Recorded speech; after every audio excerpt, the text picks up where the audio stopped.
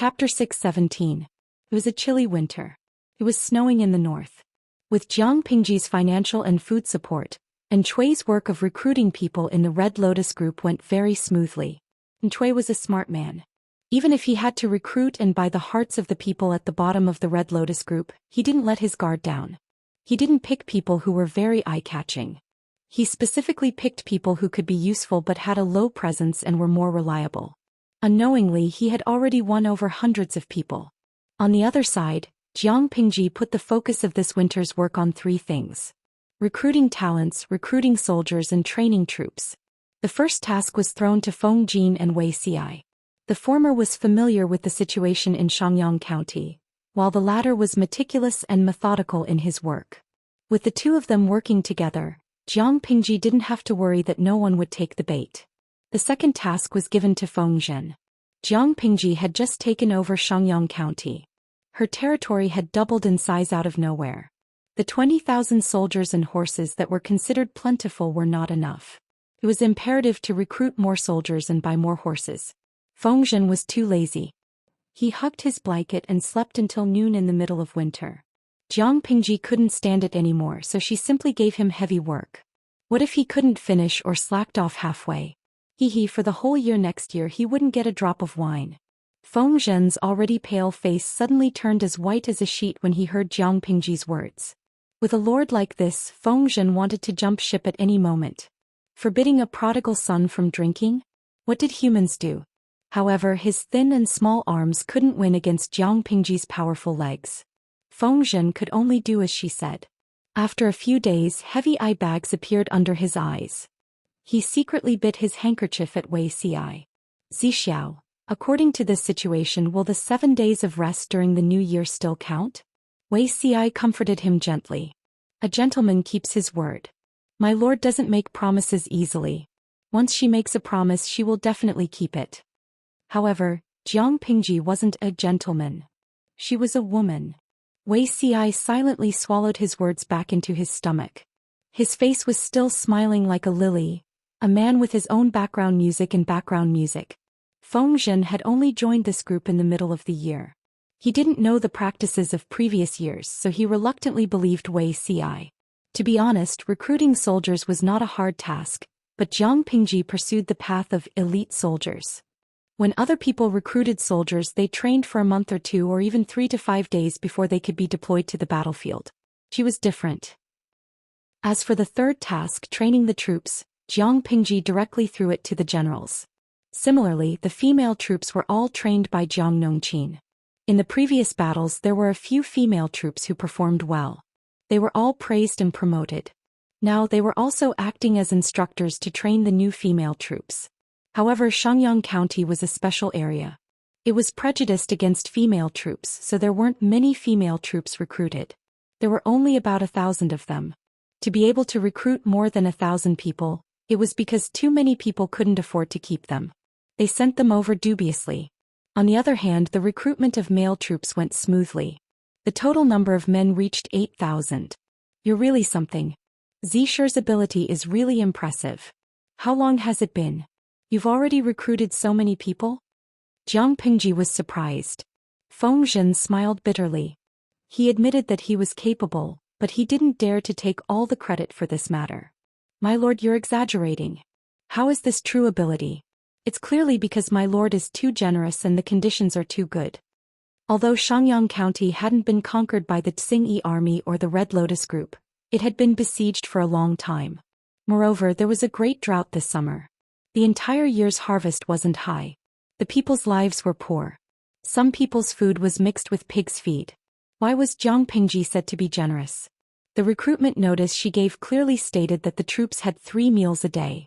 Each meal consisted of 2 bowls of rice, 1 vegetable dish, 1 meat dish, and 1 soup. Afraid that the people wouldn't understand, the notice also stated the weight of the 2 bowls of rice and the ingredients for the meat and vegetable dishes. The notice had 200 words. 160 words were recipes, and the other 40 words were recruitment requirements.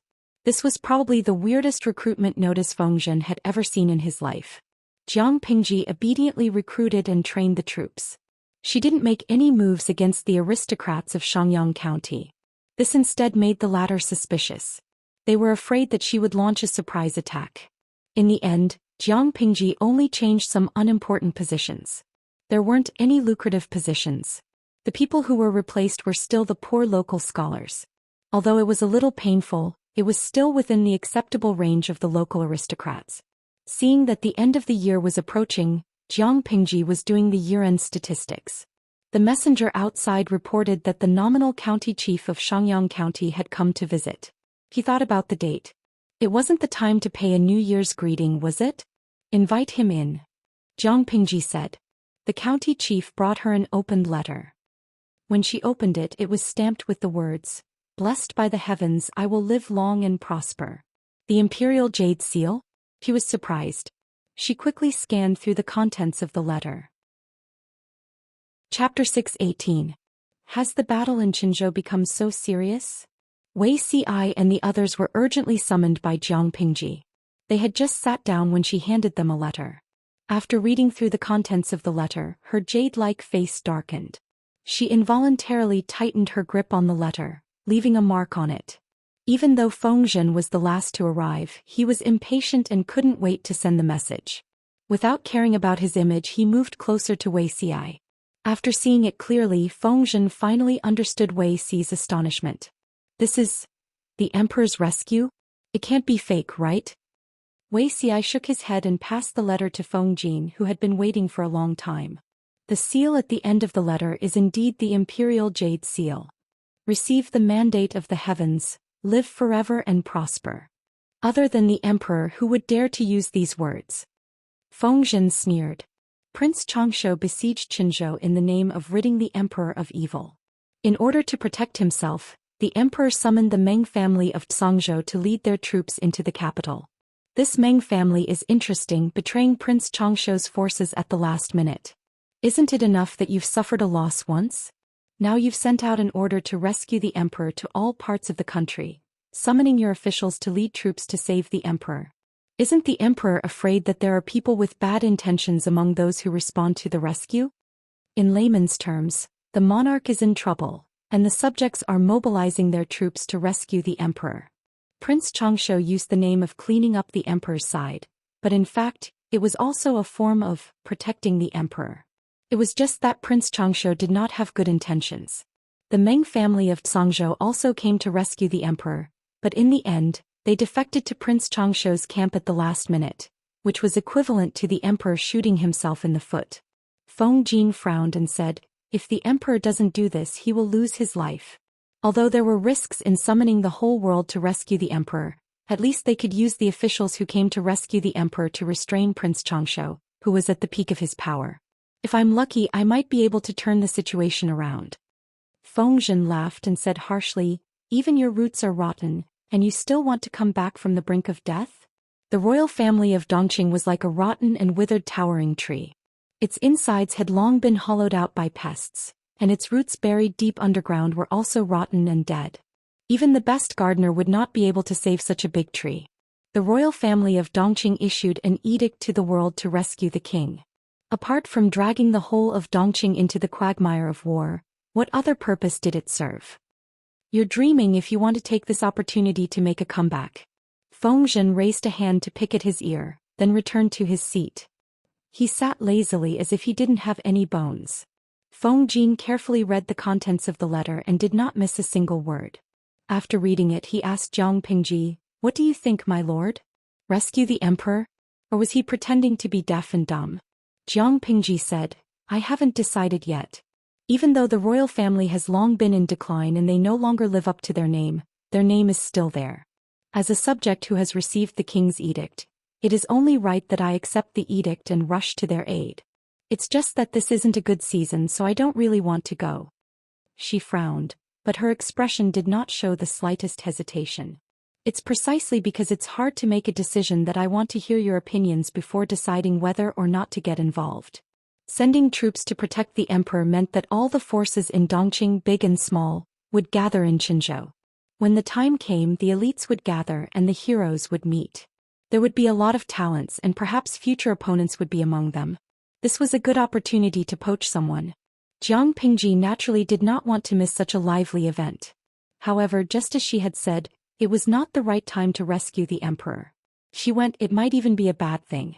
The original plan was to recover Qingde County in the spring of next year. With Chui supporting her from within the Red Lotus group, coupled with the fact that the troops under her were all elites with extraordinary combat power, taking down Qingde County should be a sure thing. When the time came, she would absorb the power of the Red Lotus group and further expand her own strength.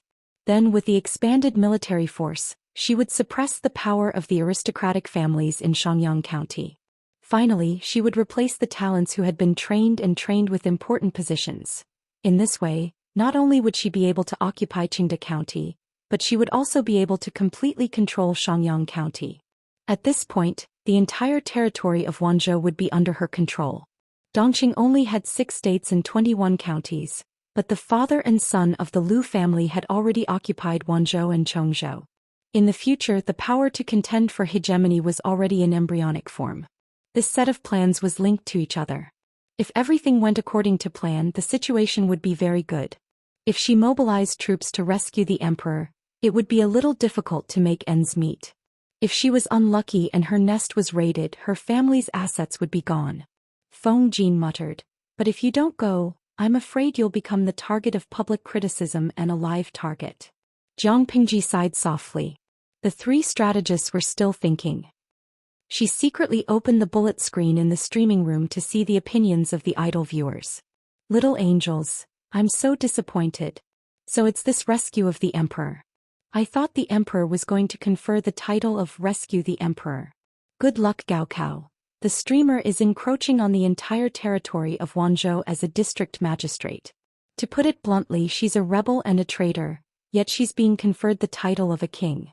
However, she can use this opportunity to solidify the title of Governor of Wanzhou. Sending troops to rescue the emperor isn't for nothing. There must be benefits." Yuxing, I agree with the comment above. This is obviously a good opportunity. After all, the streamer's power is not weak now. If she can learn from Boss Chow and use the tactic of holding the emperor hostage and ordering disobedient subjects, that would be even more cool. Streamer, you're my goddess. Kneeling for a wave of monthly tickets. No. If things were really that simple, would the streamer and her friends still be so conflicted here? Obviously, the 4 people present could use their intelligence to crush the idle viewers in the streaming room. If even these idle fish in the water could understand, how could they not? In the end, her old friend Lao Ciji Lianming told her what Jiang Pingji was conflicted about and embarrassed about. Lao Ciji Lianming, going to rescue the emperor? There are benefits, but there are also disadvantages. The disadvantage is that Qingde County has not been conquered yet. There are still restless local aristocrats in Xianxia County that have not been completely tamed. If something goes wrong in the process of rescuing the emperor, the streamer's nest will be in danger. Not going to rescue the emperor?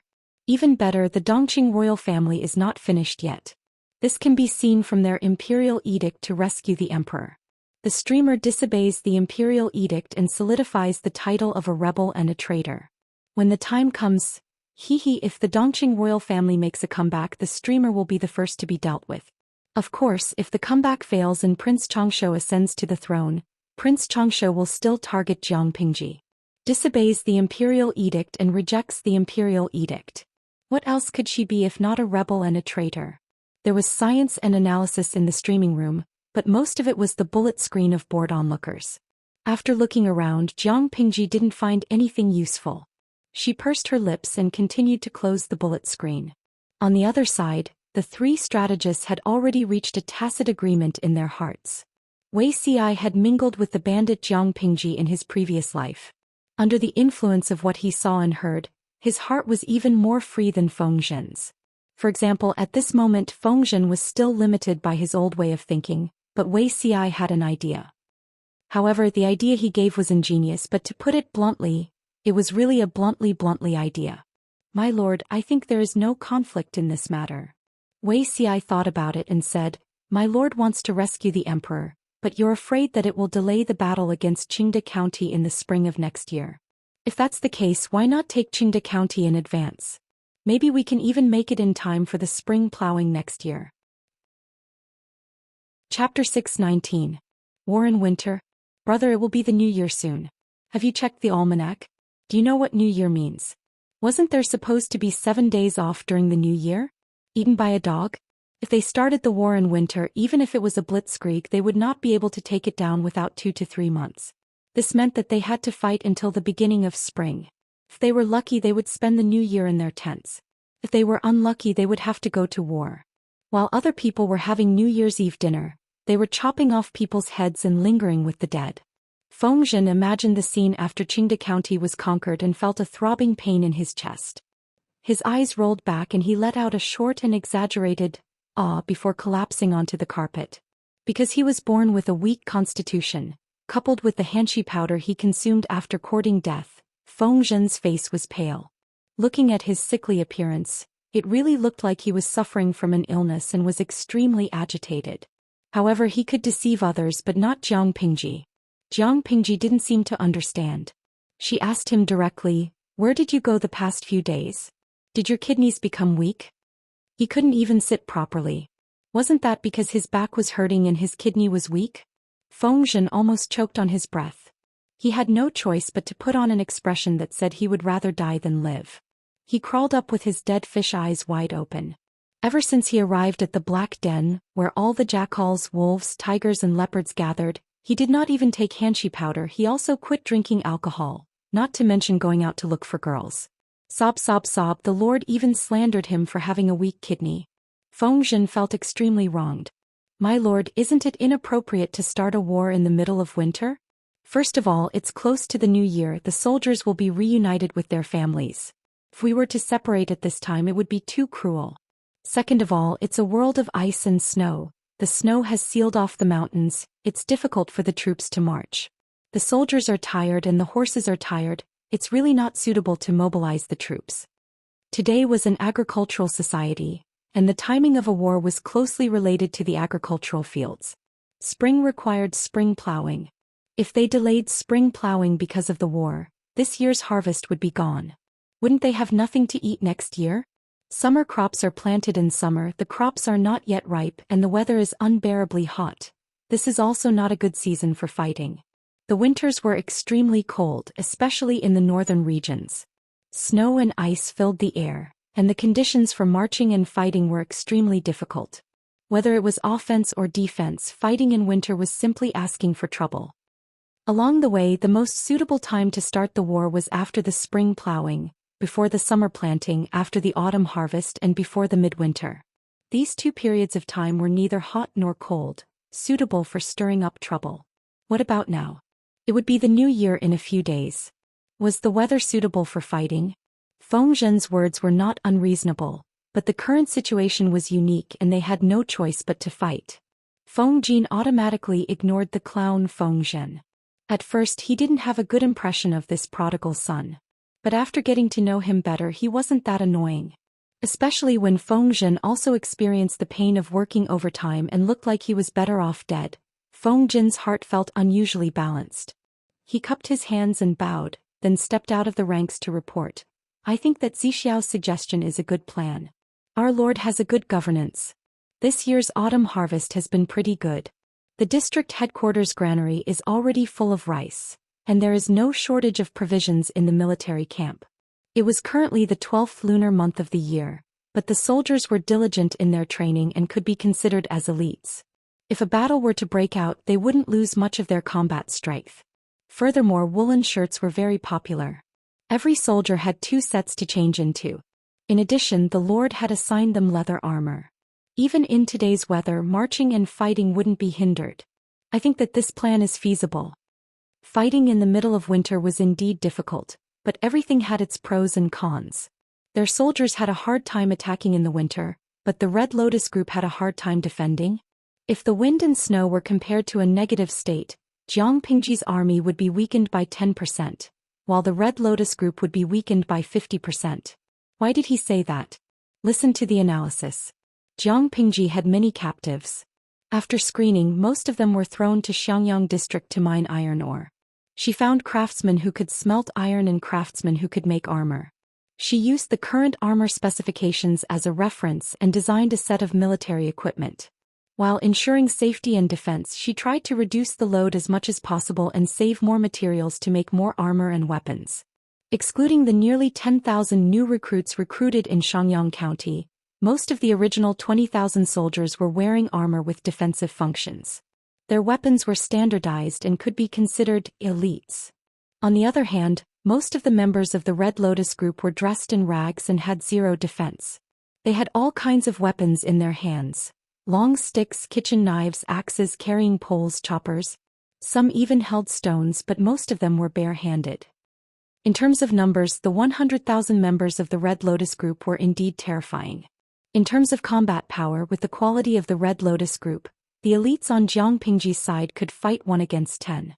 They were both fighting in winter, but their side had the absolute upper hand, not to mention that she had an insider like in Cui.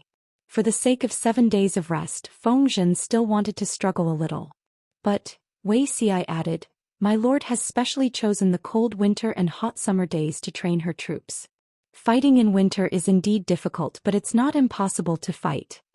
Fengzhen was in complete despair. Feng Jin continued, if we can conquer Qingde County before the beginning of spring, we can still make it in time for the spring plowing. If the spring plowing went smoothly, it meant that there was hope for this year's harvest. The food in Wanzhou was enough to support them in any battle. Wei Xi said with a smile, if we can conquer all of Wanzhou before the rescue of the emperor, perhaps my lord's title will become Wanzhou's governor. In terms of military strength, Jiang Pingji was definitely in the top 3 among those who came to rescue the emperor. The emperor of Dongqing had a favor to ask, so he had to give her some benefits. Jiang Pingji was already the de facto governor of Wanzhou. If the emperor gave her some benefits, it would most likely be to make her legitimate. She was the only governor of a province who was younger than 20 years old. Not to mention Dongqing, even in the previous dynasty Xia there might not be a second governor like her. Feng Jin raised his eyebrows and a smile appeared at the corner of his lips. According to this rhythm, the situation would be very good. Chongzhou and Wanzhou shared a border. Together with Hu County, when Lu Shi retired behind the scenes, it meant that Jiang Pingji would occupy 1/3 of Dongqing's territory. The biggest threat was that the northern borderline had suffered a great loss of vitality due to the horse plague and was unable to move south. No one could stop Jiang Pingji from expanding her territory. Fengzhen raised his hand to his forehead and muttered, I'm still thinking about the 7 days of rest during the new year. Wei Xi said in a low voice, you can rest when you're done. Fengzhen snorted coldly. If I believe you again, I'll read the 2 words Fengzhen backwards. The conversation between the two could not be hidden from Jiang Pingji's ears. She ruthlessly stabbed Fengzhen in the heart. Zisher is all alone, and he doesn't have any beautiful wives or concubines at home. Whether it's the New Year holiday or not, isn't he always alone? Fengzhen, my lord, this is hurtful.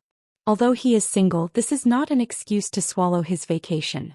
Jiang Pingji cruelly exposed the truth and placed the bloody truth in front of Fengzhen.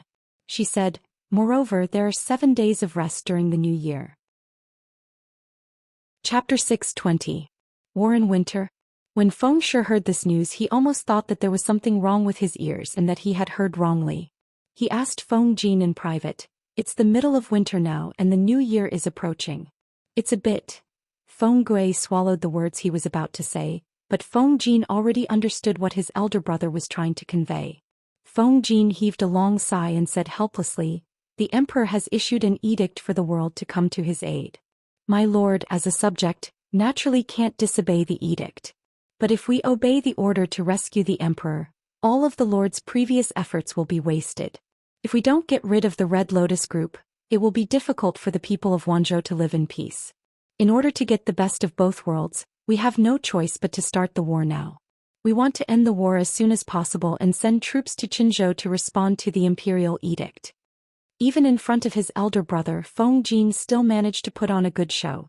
Jiang Pingji chose to start the war in winter not for her own selfish desires, nor was it to expand her territory. She did it for the good of the people of Wanzhou. She had a sincere patriotic heart. She was an important, good, and virtuous minister that was hard to find in Dongqing. As for the truth, well, it was fine as long as the brothers knew it in their hearts. Feng Gui's lips curled into a faint smile with a hint of mockery in his voice. Rescue the emperor.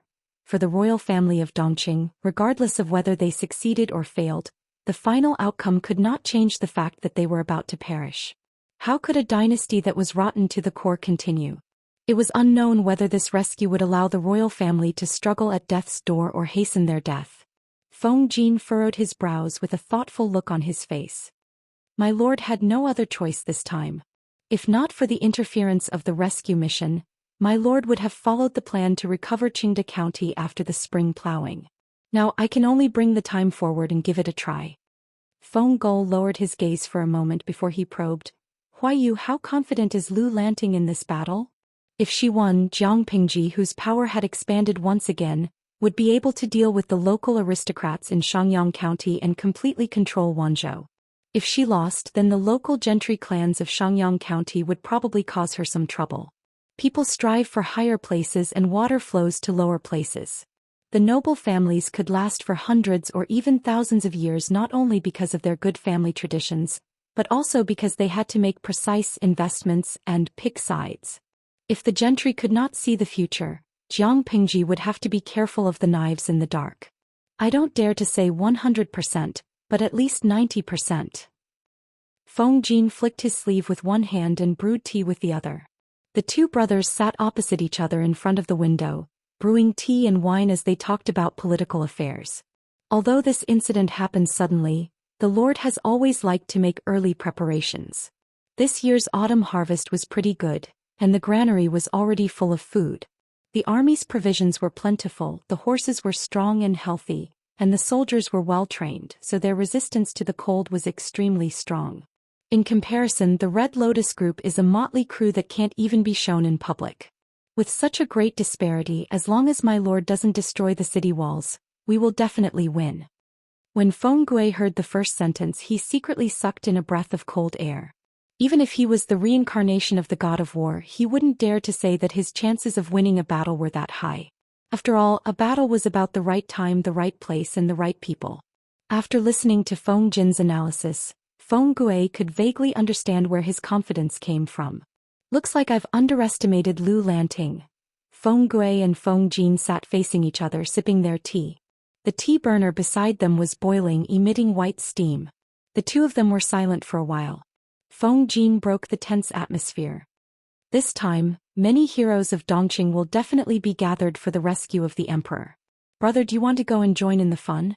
Nanxing had been destroyed, Dongqing was nearing its end, and Zhongzhou was beginning to decline. The remaining Beiyuan and Xichang were also in chaos. The entire world had already been embroiled in the whirlpool of war. Unless a wise ruler unified the world, the chaos of the 16 kingdoms would inevitably return. If the Feng family wanted to continue for thousands of generations, they had to get past this hurdle and fight for the throne. There were millennium-old aristocratic families in the world, but there was no millennium-old royal family. The Feng family had no interest in that position and continued to follow the path of support. As a Zongzi, whether he was willing or not, Feng Gui had to choose someone with potential to be his lord. Now that the rescue of the emperor was being carried out, all the famous heroes would be gathered in one place. Why wouldn't Feng Gui go and join in the fun? Feng Gui's eyes carried a hint of coldness. His tone was calm as he said, looking at the situation in Dongqing, there are only a few forces that can barely catch my eye. Among them, the biggest is Lu Xi and his son. The rest of the small fries either have high ambitions but low abilities, or are unlucky and have weak foundations. At most, they can stir up trouble in their own territory. In my opinion, it will be difficult for them to achieve great things. It doesn't matter if I go or not. There was a saying, don't look for a boyfriend in a rubbish heap. If it were Feng Gui, he would also refuse to choose a wise lord from a group of small fries. To put it more bluntly, apart from a few specific forces, the rest were not presentable. There was no need for Feng Gui to even consider them. The world was so big, why was there a need to restrict the candidate to a small Dongqing? Feng Jin agreed with his elder brother's words. In this era, wars could not be fought on a whim. The preparations before a war were very complicated. Jiang Pingji sent the order to Fingyi County and got her informant to secretly contact Chui to ask him about the progress on his side. She thought that they could rest during the new year, but they were still too young. When Qiguan Rang and the others received the news, they all thought that they had not slept enough that morning and were hallucinating. Su Ku and the others passed the letter around. Jiang Pingji explained very clearly in the letter that they had to fight this war even if they did not want to. Xianxia curled his lips. How troublesome. Who would go to war during the new year? Zhou Xian knew that Xianxia had been in a bad temper recently. Who asked the government affairs of Qingan district to be placed on Xianxia's shoulders. The kitchen provided 4 to 5 meals a day, but the fat that Xianxia had just gained was still visibly thinning out. They were busy. Qiguan Rang said, let's discuss this with the officers first. We have to confirm the soldiers who will go to war as soon as possible. Zhou Xian was in charge of the logistics. The rations and fodder needed for the war had already been supplied. He was basically in charge of everything. From the letter that Jiang Pingji sent, she was not asking for their opinions. She was only informing them of a fact. As a capable general, all they could do now was to do their best to prepare for the war. Xianxia let out a long sigh and secretly rolled his eyes. Qiguan Rang and Zhou Xian were busy preparing for war. This meant that more than half of the government affairs of Fengyi County would be piled on his shoulders. This was going to exhaust him to death. Sacrificing my life for a meal, your master is really stupid. Xianxia rolled his dead fish eyes. The official documents on the table were already piled high, casting a shadow that could envelop his entire body. The page boy had been captured by Xianxia to be an able-bodied man. From the beginning he stumbled and became adept at government affairs now. Who could understand the hardships he had gone through? He laboriously carried a large pile of bamboo slips over and placed them beside the table with a clang. He supported himself against the pile of bamboo slips and panted. Chapter 621. The boy servant said, Mr. is not stupid. It's just that Mr. Zixiao and the others are too cunning. They know that you can't resist the temptation of delicacies, but they still use food to seduce you. Sir, why don't you take some time to secretly learn from a chef? Once you've learned the skills, let's escape. The corners of Xianxi's mouth twitched. His tongue had been spoiled by the chefs of Fengyi County. If he left here, wouldn't he starve to death? Would they starve to death or die of exhaustion? This was a difficult choice. As a foodie, Xianxia decisively chose the latter. The former was too cruel. Because of the imperial edict to rescue the emperor, not only was Jiang Pingji's plan disrupted, but even the strategists and generals under her were busy. Even An Chui, who was working as a spy in Qingda County, was affected. When he received the contact from the informant, he thought that Jiang Pingji was going to send him supplies again. But An Chui was a cautious person. He had already sent over a batch of resources before, and they had not finished using them yet. How could he send them over again? When he thought of this, An Chui's first thought was that his identity had been exposed. He was worried, so he asked a few of his sworn brothers to protect him in secret while he went to meet the informant. An Chui's identity had not been exposed. The informant had come to inform them that the plan had been brought forward. An Chui was suspicious. Why didn't they wait until spring to start the war? The informant said, I don't know about this either. I heard that it has something to do with the imperial edict to rescue the king. This news has already spread. An Chui wasn't someone who was good at strategizing. For a moment he didn't understand the connection between rescuing the emperor and bringing forward Jiang Pingji's plan. He didn't ask in detail. After all, the job of an informant was to contact him, so he didn't know much. After An Chui went back, he thought about it deeply. His heart was restless. He hurriedly gathered a few of his brothers for a discussion. He suppressed his excitement and his cheeks were slightly distorted. This is a great opportunity for us brothers to rescue the emperor. If Jiang Pingji kept her promise and gave An Chui 10% of her wealth and manpower, he could use this 10% to rescue the king and reap some benefits. Most of his sworn brothers were uncivilized people. They admired An Chui's knowledge and were even more grateful for his sincere treatment. When An Chui said it would be profitable, they believed him. The dark-skinned man first felt happy for An Chui, cupping his fists to congratulate him. Then a look of hesitation appeared on his face. But, big brother, we haven't bribed enough people. Will Fengyi County be dissatisfied? An Chui said, fighting a war isn't something that can be fought on a whim. They still need to prepare the soldiers' rations and come up with a battle plan. No matter what, it will take some time. In addition to the march, it will take about half a month. If we brothers work together, we won't have to worry about anything not being done. However, despite the urgency of the situation, we cannot give ourselves away because of this and arouse the suspicion of the Red Lotus group. We must be cautious. The black-faced man nodded as he listened. He had complete trust in Anne's words. Don't worry, big brother. How can you not rest assured when we are handling this matter? I will definitely do it properly and not leave a single flaw. And Cui had a gratified look on his face. The thatched hut was filled with brotherly love and joy. Elsewhere, Huang Song was steadily expanding his territory. Like Jiang Pingji, he was caught unprepared by the imperial edict to rescue the emperor.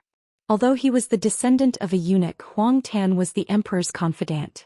He sold his official position and received an unknown amount of money and rations. He was secretly very wealthy. In addition, Huang Song's father loved to do business. He had also accumulated a rich family property for Huang Song. With money, rations, and Huang Tan's support in the court, Huang Song's power grew steadily. He already had more than 10,000 soldiers under his command. When he received the imperial edict to rescue the emperor, he was so worried that his scalp itched. Under Feng Zhu's instigation, Huang Song had long given up his desire to be a virtuous official. If someone were to label him as a rebel and a traitor, he would not be able to defend himself. Under such circumstances, he felt a little guilty. If he responded to the imperial edict to rescue the emperor, would he not be walking right into a trap? If he did not have the intention to rebel, why would a small district magistrate of Diang district raise 10,000 soldiers? Feng Zhu snorted and said, "What are you afraid of, my lord? If they pursue this matter, you still have Lu Shi to bear the brunt. If they pursue this matter, they will pursue him first, then my lord. Now that the royal family has fallen, they have issued an imperial edict to rescue the emperor. They can't wait for the troops to be strong so that they can defeat Prince Xianxia. It's a good thing that my lord has 10,000 troops. Why would I blame you?" Huang Song looked embarrassed. Yes, why was he nervous and guilty? Lu Shi had brazenly captured Fengyi County and taken Shangyang County from the Feng family. Now he was coveting Qingde County. In the blink of an eye, the entire Wanzhou was about to fall into Lu Shi's hands. He, Huang Song, had only managed to control Maoda County. If they were to pursue this matter, Lu Shi was the biggest rebel and a traitor. He could only be regarded as a small soldier waving the flag. So, should we respond to the imperial edict to rescue the emperor? Huang Song was different from Jiang Pingji. Although Jiang Pingji occupied 2 counties, Shangyang County had not completely surrendered. That was a hidden danger. In order to solve this hidden danger, she could only take down Qingde County in one go. After expanding her military force, she would turn around and deal with the local aristocrats in Shangyang County so that they would not dare to cause trouble. In comparison, Huang Song did not have so many scruples. Qing Jing said, "I think that the imperial edict to rescue the emperor is a good opportunity to show my lord's loyalty and benevolence. Naturally, we must go." Qing Jing's thoughts coincided with Jiang Pingji's. It was a good platform to poach talents. The imperial edict to rescue the emperor was not the main point. The main point was that Huang Song could take the opportunity to show his talents and conduct and attract talents to his side. In layman's terms, it was using the platform to advertise and promote oneself. Feng Zhu seconded the idea. The other strategists in the government office also agreed. Huang Song made up his mind and made a final decision. Rescue the emperor? Go. For a moment, all the forces, big and small, had different thoughts. Because of the imperial edict to rescue the emperor, people's hearts were wavering. While the other forces gathered their troops and prepared to rescue the emperor, Jiang Pingji had already begun the final preparations before the war. This is the information sent back by our informant. Take a look. Because the war was about to begin, Jiang Pingji and Wei Xi returned to Fengyi County first. The various government affairs in Shangyang County were left to Feng Zhen and Feng Jin to handle. Although Feng Zhen talked about going on strike all day, he completed his work very well. Feng Zhen was uninhibited, treacherous and sly. He was extremely good at dealing with people. He was the most suitable person to deal with the gentry in Shangyang County. As for whether he would die of exhaustion? She believed in the old saying, "A scourge lives for 1,000 years." Feng Zhen was definitely someone with a long life. Moreover, Feng Jin was also helping him in Shangyang County. He wouldn't die of exhaustion. Although the Red Lotus group is just a motley crew, many ants can kill an elephant. It's a headache to have so many people piled together. Jiang Pingji tucked her hands into her sleeves and sat on the seat of honor. Her hair still had snow on it. She had held an emergency meeting as soon as she arrived in Shangyang district. She hadn't even had a hot meal yet, District Magistrate Lu wants to end the war quickly. We need to be cautious in this first battle. If we can take down a city in a flash, the morale of the Red Lotus group will definitely collapse. Xianxia bowed and said, if we can't take it down after a long time, or if we are at a disadvantage, it will easily affect the morale of the Red Lotus group. The Red Lotus group has the advantage in numbers. If their morale is boosted, it is very likely to prolong the war, which is very disadvantageous to us. Chapter 622. Time was limited. Jiang Pingji couldn't waste too much time with the Red Lotus group. The longer it dragged on, the more disadvantageous it would be for her. So, she had an idea. Jiang Pingji's eyes flickered slightly. Wei Xi's heart pounded. He had a vague sense of foreboding. He knew her too well. Every time she showed such an expression and gaze, she must be brewing some wicked idea in her heart. Jiang Pingji asking Xianxia for a plan was within his expectations. Since he dared to ask, he naturally would not be unprepared. District Magistrate Lu, please look here. Xianxia pointed to the topographic map in the government office and said, I think we can attack from here. Jiang Pingji looked in the direction Xianxia was pointing and found that it was an abandoned small town on the border of Qingda County. On the surface, the terrain didn't seem to be special, but if that was the case, Xianxia wouldn't have recommended this place. From here? She frowned. The others also followed Xianxia's train of thought. Like Xianxia, Qiguanrang liked to use treacherous schemes. He was telepathic with him and quickly understood Xianxia's plan. Xianxia's goal was not this small town with poor defense at all. His goal was the mountain road behind the town. Meng Hun lowered his head and scratched the old skin on his hand. Occasionally he turned his head to talk to Lu Yue about something. Both of them were experienced and knew that with their little knowledge they couldn't give much good advice. Dian Yan and Li Yun, the two curious babies, were different. Over the past 6 months, Dian Yan had been promoted by Jiang Pingji again and again. He was now the deputy captain of the recruit camp and was considered a hot newcomer. If there were no accidents, he would also lead the troops to attack the Red Lotus group this time. However, his personality was more reserved and calm.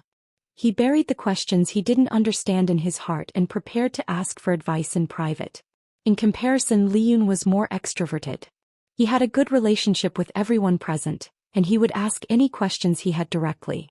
He said, Mr. Yang, I look left and right. There doesn't seem to be anything special here. Xianxia smiled faintly and said, No, Han Mei, look here again. Do you still think there's nothing special about this place? He moved his finger. Just as Qiguanrang expected, Xianxia's goal was the mountain road behind the small town. Lin still didn't understand. Xianxia explained, if we want to use the fastest speed to take down the Red Lotus group and crush their morale, we can't just rely on elite soldiers and good generals. If the Red Lotus group was determined to hold their ground and concentrate their forces against District Magistrate Lu, the longer the Red Lotus group dragged this out, the more disadvantageous it would be for District Magistrate Lu. Moreover, it was close to the new year. Any slight setback would greatly damage our morale. Under such circumstances, we can only concentrate our forces to attack one place and catch them off guard. Only then will our chances of victory be higher. Xianxia had a good impression of Li Yun. Previously, this young fellow even knitted a pair of warm gloves and a circular scarf for him. Therefore, Xianxia, who usually did not like to bother with outsiders, was surprisingly patient with Li Yun. He continued, this mountain road was built during the chaotic times of the 16 kingdoms. It has been in disrepair for many years and is difficult to traverse, so it has long been abandoned. The people prefer the flat and safe official road. Before the official road was built, this mountain road connected Fenghu County and Jinmen County. The territorial division system of the Great Xia dynasty was similar to the county system that the viewers in the livestream knew, but there were differences. The 5 countries of Dongqing, Nanxing, Beiyuan, Xichang, and Zhongzhou all claimed to be the orthodox Great Xia dynasty. Many of their systems were copied from the previous dynasty. However, certain changes were made in the process of copying. Fenghe County included Qingan District, Jiaoping District, Maolin District, and Xiangyang District.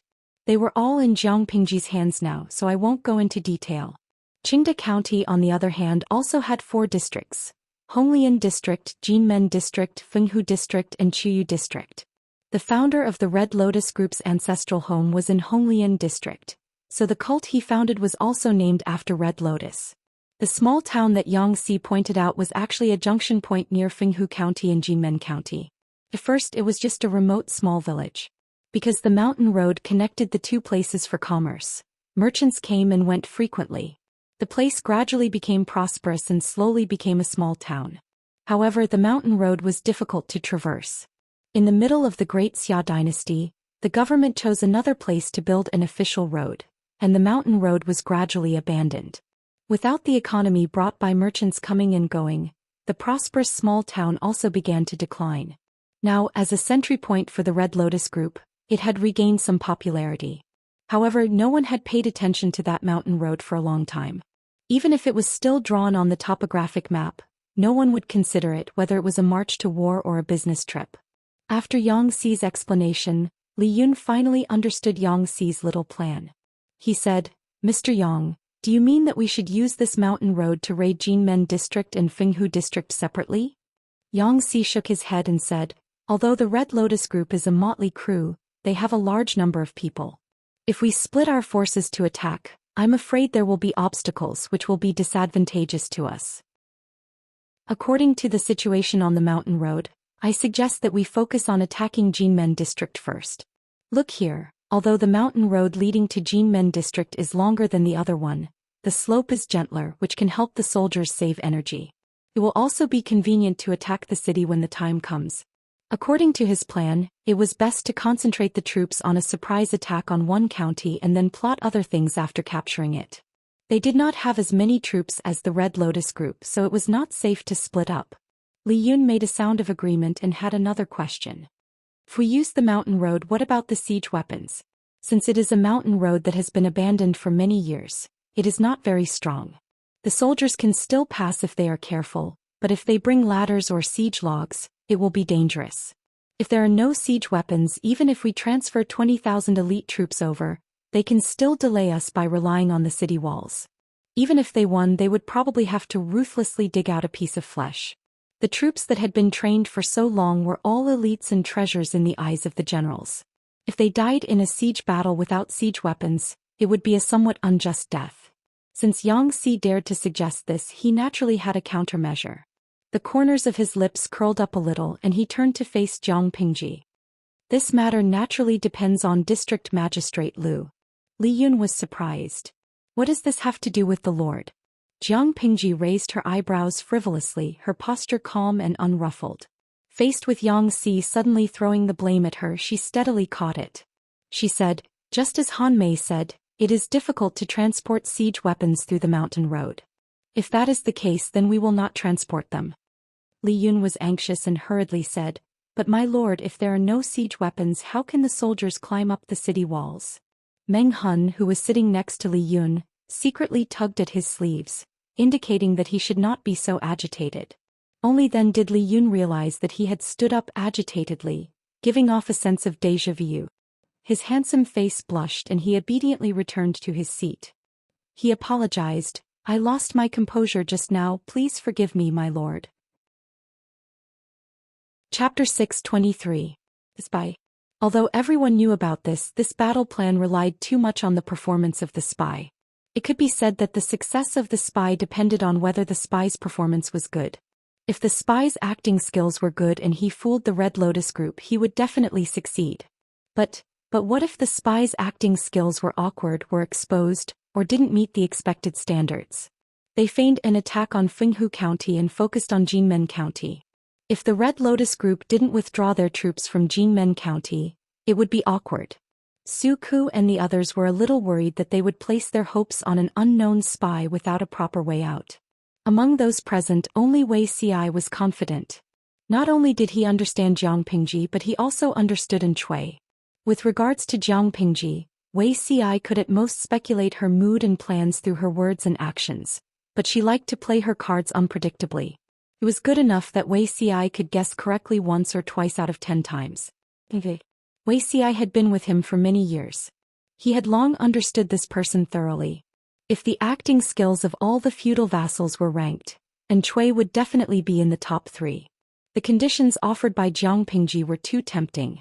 An Chui would bite the bait even if he knew it was a trap, not to mention that he hadn't discovered it yet. As long as he helped Jiang Pingji conquer Qingde County, and Cui could take half of the captured men and money. The royal family of Dongqing had issued an edict to rescue the emperor.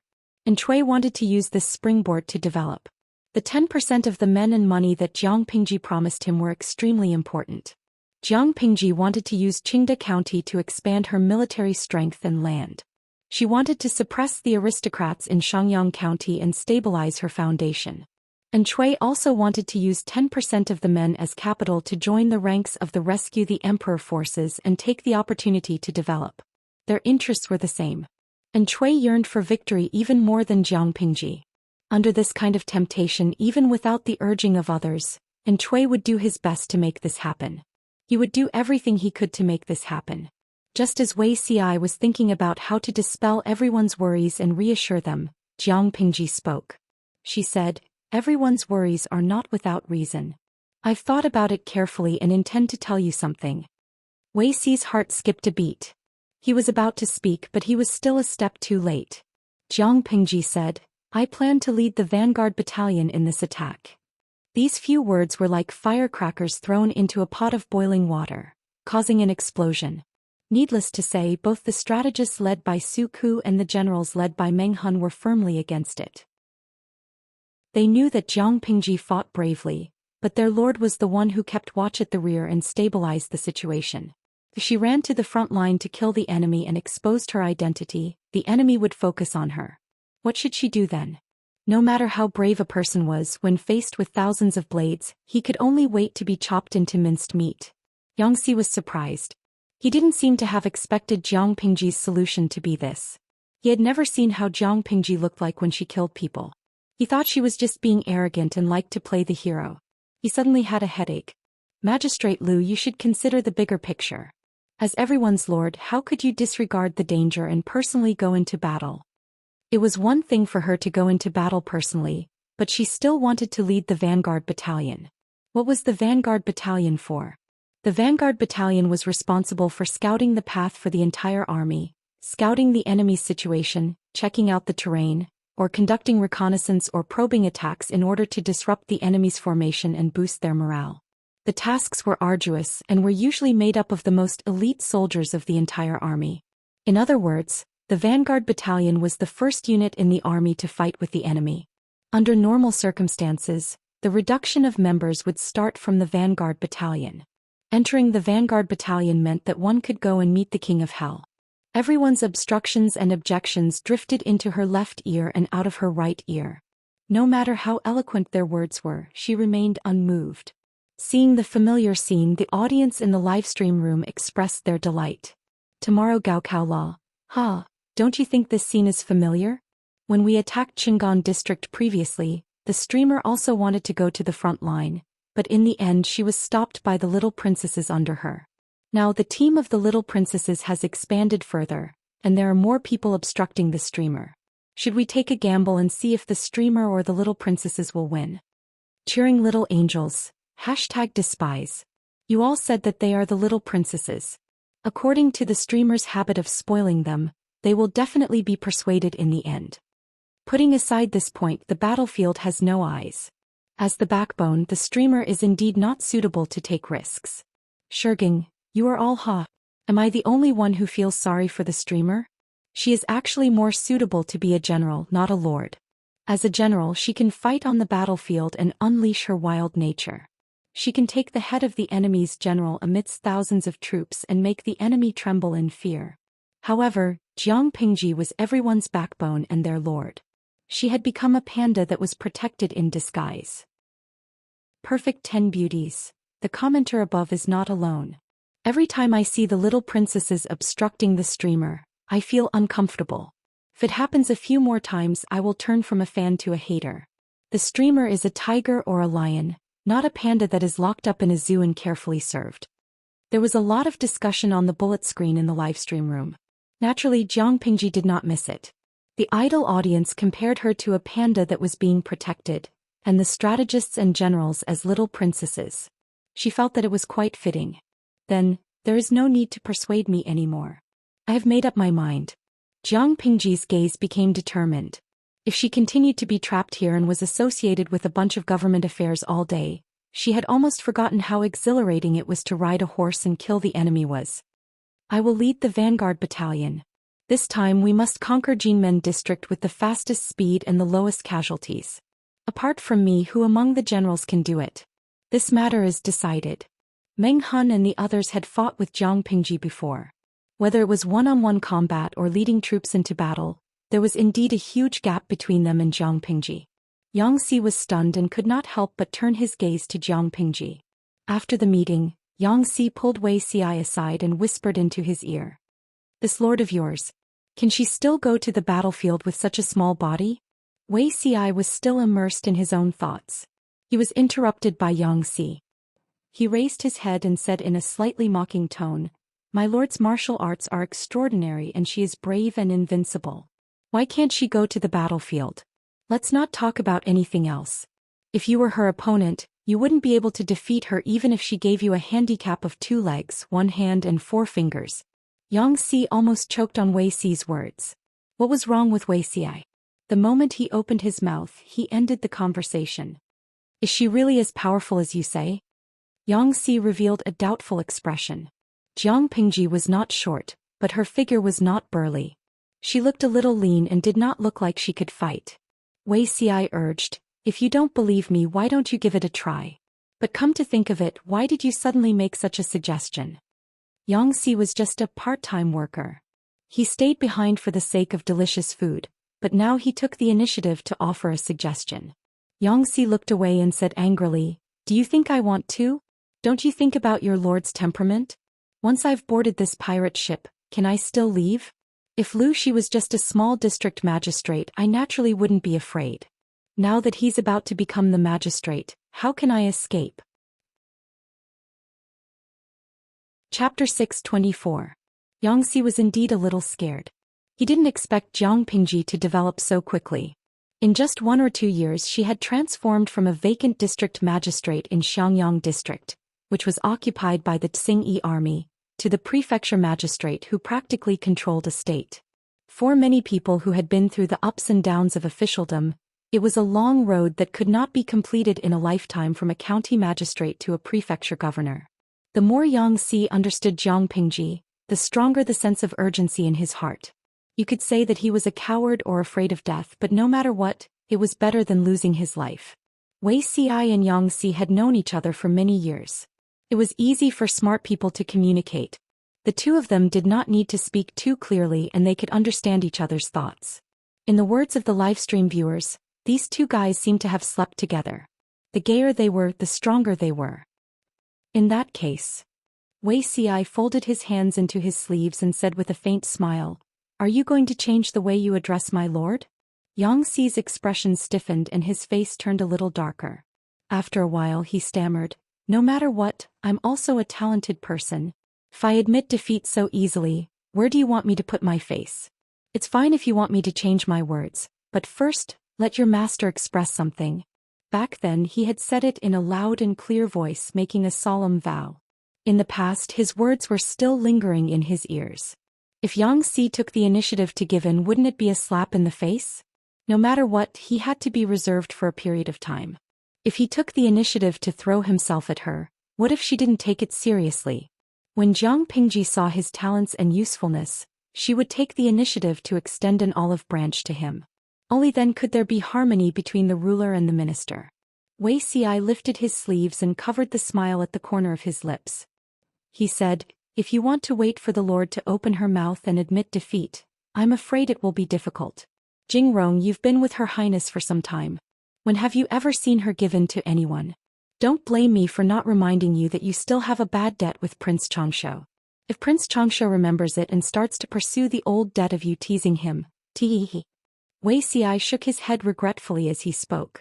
Xianxi's expression seemed to be cramping up. You've touched my sore spot. Can you not mention Prince Xianxia? After Wuxia's reminder, Xianxia remembered a very deceitful matter. When he jumped ship from Prince Xianxia's side, he dug a big hole for Prince Xianxia. If Xianxia had not secretly taken revenge on Prince Xianxia, causing the front line to lose the battle, according to the situation at that time, Prince Xianxia would have conquered Qinzhou long ago, killed the emperor and ascended to the throne. How could he have been in a stalemate for more than a year, turned from the original advantage to disadvantage, and faced the predicament of retreating because of a lack of food? It could be said that if Meng Zhan hadn't intervened to form an alliance, Prince Xianxia wouldn't have been able to hold on and would have retreated back to his fief. If one were to say who Prince Xianxia hated the most, Xianxia would definitely be in the top 3. Wuxia smiled. Dimples appeared on his handsome face, giving people the illusion that 100 flowers were blooming at the same time, and in an instant, they saw all the peerless beauties in the world. All right, let's not talk about this anymore. Wuxia walked side by side with Xianxia and there was a smile in between his words. In the beginning he promised to be fine, but in the latter half of his sentence he changed the topic. However, Ci and Jingrong have known each other for many years. There is one thing that I must remind you of. Xianxia asked him with a sullen face. What is it? Wuxia said straightforwardly, in such a big Dongqing, who else can protect you other than the Lord? The Lord is like a donkey. She won't walk when you're led but will retreat when you beat her. The more you force her, the more she likes to be stubborn. To put it bluntly, she's willful. Jingrong has always called her District Magistrate Lu. Have you ever seen her mind? I'm afraid it's impossible to expect her to give in first. However, if Jingrong doesn't give in, her life will be in danger. Xia's face was already as black as the bottom of a pot. His hands were itching and he really wanted to strangle Wuxia to death. In the past, when he saw Wuxia, he felt that he was a bright and noble person. Now that he looked at Wuxia again, he felt that he might have been blind. When this person was split open with a knife, his flesh and blood were all black, not to mention his heart. Go ahead and be sarcastic. If you don't watch your mouth, be careful that you don't fall one day. Xianxia snorted through his nose and he seemed to be extremely angry. The two good friends bickered endlessly and they left the government office together. Su Ku and the others were also busy with work, so they took their leave one after another. Only Qiguan Rang slowly rubbed against the mat, unwilling to get up. When everyone had left, Jiang Pingji's gaze fell on Qiguan Rang. She asked, Wenjing, what's the outcome of the matter I asked you to ask? Qiguan Rang nervously pinched his beard. His intuition told him that something big was going to happen, but Jiang Pingji's expression was still calm, which made him fearful. My lord. Qiguan Rang's lips moved and he could only squeeze out 2 words after opening his mouth. He did not have the confidence that he usually had. Jiang Pingji chuckled. She temporarily closed the streaming room and said, Say it. No matter what the outcome is, your lord will be able to bear it. I asked you to write a letter to Master Wei Yuan. Looking at the time, there should be a reply by now. Qiguan Rang hesitated for a while and after some deliberation he told her the contents of Master Wei Yuan's letter. Jiang Pingji listened with a calm expression. The more she acted like this, the more Qiguan Rang felt frightened. Finally, my lord, I think this matter might be a misunderstanding. Please, my lord. Jiang Pingji lowered her eyes and chuckled. Her expression did not show the slightest hint of worry. Wenjing, you don't have to persuade me or comfort me. I've been aware of this for a long time, but I don't have any evidence. Jiang Pingji curled her lips. Her nonchalant attitude was very natural and there was not a single flaw in it. Moreover, Wenjing, this matter is far more complicated than you think. It may even involve areas that ordinary people can't imagine. However, I am confident that I can solve it. I am the lord you chose, so you must have some confidence. If I can't even handle such a matter, won't I be letting down your trust in me? Although Qiguan Rang's mind was treacherous and his scheming style seemed to be similar to Xianxia and Fengzhen's, there were differences between the 3 of them. Xianxia loved to use tricks and schemes, but he could see the facts clearly, distinguish the severity of the situation, and was the best at judging the situation. Fengzhen loved to do things recklessly, and he did everything according to his whims. His train of thought was cunning and his schemes were strange and ever-changing. As for Qiguan Rang, he had some of the characteristics of Xianxia and Fengzhen, but he was also different from them. Fengzhen loved to show off, but Qiguan Rang did not like to stand out. He engraved the words, "Be wise and play safe," into his bones. Xia's weakness was very obvious. If the situation was stronger than him, he would give in. Qiguan Rang was quite stubborn in a certain aspect and he had very strong principles. Be wise and play safe did not mean, go along with the flow. Qiguan Rang was like this, yet he chose Jiang Pingji. He had almost bet everything on her. Not for anything else, but for the trust and loyalty of the group of little princesses under her. Jiang Pingji would not allow herself to lose. Jiang Pingji's attitude was firm. Qiguan Rang could only swallow the words that were in his stomach. Since his lord had already made a decision, he did not say anything more.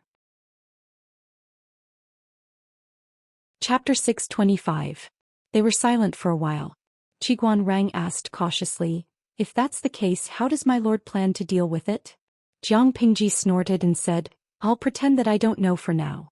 I want to see how long that person can endure. I've already found a clue as to his motive. I'm curious to see what his expression will be like when his schemes come to naught." Qiguan Rang knew too little about the inside story, so he was confused. But Jiang Pingji's tone made him shudder with fear. Then we just leave it like this? Don't we have to take precautions?" Qiguan Rang asked. Jiang Pingji raised her brows and smiled slyly. She said with certainty, "Before I become the ruler of the world, that person won't lay a hand on me. Not only will he not be a burden, but he will also do his best to help. It's a free gift, so I'll take it. That person thinks that I don't know anything and even set up layers of barriers to mislead me. He doesn't know that sometimes being too thorough can also be a flaw." Qiguan Rang thought that Jiang Pingji was done, so she added another sentence.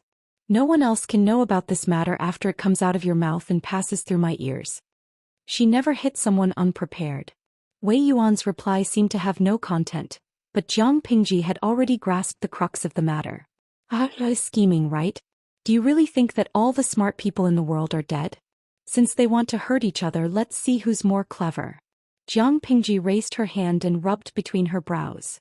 She said, "Wenjing, help me draft a letter." Qiguan Rang asked subconsciously, "To whom?" Jiang Pingji replied, "To my father. Speaking of which, my brother is 12 years old this year. It's not good to always stay in Hejian County. He should have an elder to guide him. I'm busy with work, but my father is free. Let him guide him. Although he's a son of a concubine, his surname is also Lu. If he grows up crooked, won't it be a disgrace to the family? By doing this, we can beat that person up without alerting him." Wuxia was also very powerful. Lu Huan, the daughter of Prince Changshou and Wang Huiyun, eventually married into the Dongqing royal family and married the son of the emperor and Wang Huiyun. They had the same mother but different fathers. The siblings were in a mess. Lu Shi, the mastermind, gained a wave of sympathy from passers-by. As for this bastard son, his identity was also quite impressive. Who said that women were petty? When a man held a grudge, his means of revenge were even more terrifying. Jiang Pingji had never thought that there would be so many demons and monsters gathered in the small backyard of the Lus. Qiguan Rang's expression froze. He thought that Jiang Pingji had suffered a great blow, which was why she said that. He looked closely and realized that she was very clear-headed. Yes. Qiguan Rang agreed. Jiang Pingji happily ended the topic and swept away the gloomy atmosphere from before. She turned to ask Qiguan Rang about his opinion on Yang Xi's scheme. Qiguan Rang appreciated Yang Xi's stratagem very much. He was very good at using fake and real. Fighting a war was never a simple matter. Strange and treacherous schemes often had unexpected benefits. They had planted spies in the Red Lotus group. If they operated properly, taking down Jinmen County was a sure thing. The only flaw was, Qiguan Rang's expression was grave. "My lord's loyal and devoted elite soldiers and generals, why take the risk? The lords of other families wish they could stay at home, always remembering that a gentleman does not stand under a collapsing wall." On the other hand, his lord was thinking about how to run out every day. If she made a mistake, no one knew where she would have run off to. Previously, there were many people around, so Qiguan Rang did not speak much to persuade her.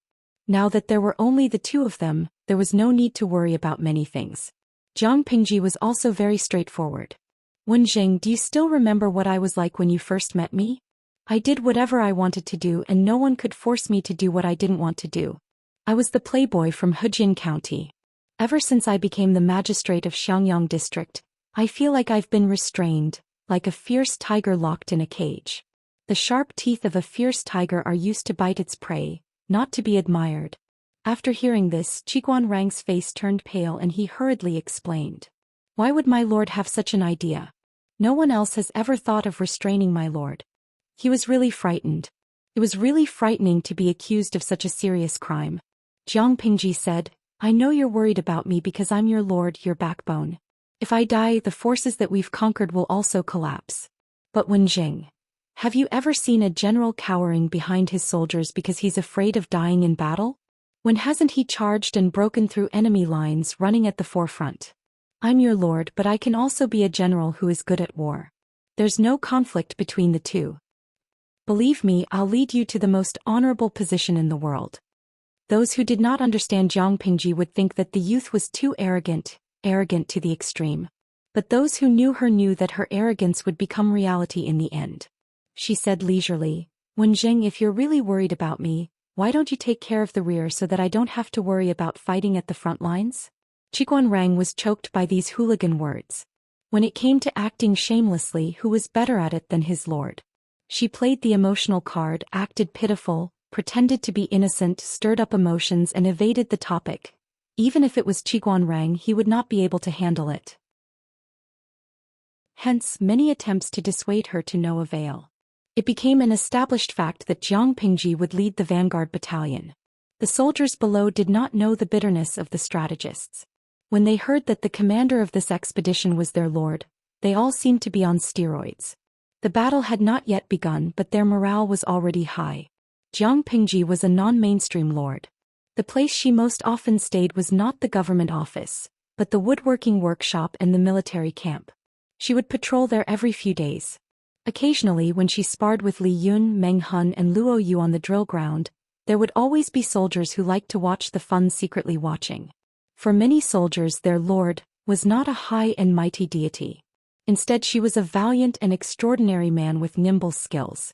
In layman's terms, Jiang Pingji was very down to earth. Her actions invisibly shortened the distance between the role of the lord and the soldiers, making the former more approachable to the people. In the face of such a situation, no matter how worried the strategists were, they could only swallow their bitterness. The soldiers had such high expectations of their lord. If they persuaded Jiang Pingji to withdraw from the front lines, it would be a huge blow to their morale. Fengyi County and Qingde County were not far apart. The movement of the troops here had alarmed the Red Lotus group. The Xingyi army was already like a grasshopper at the end of autumn. They could not jump around for more than a few days. If they were to deal with the Xingyi army, there was no need for such a large number of troops.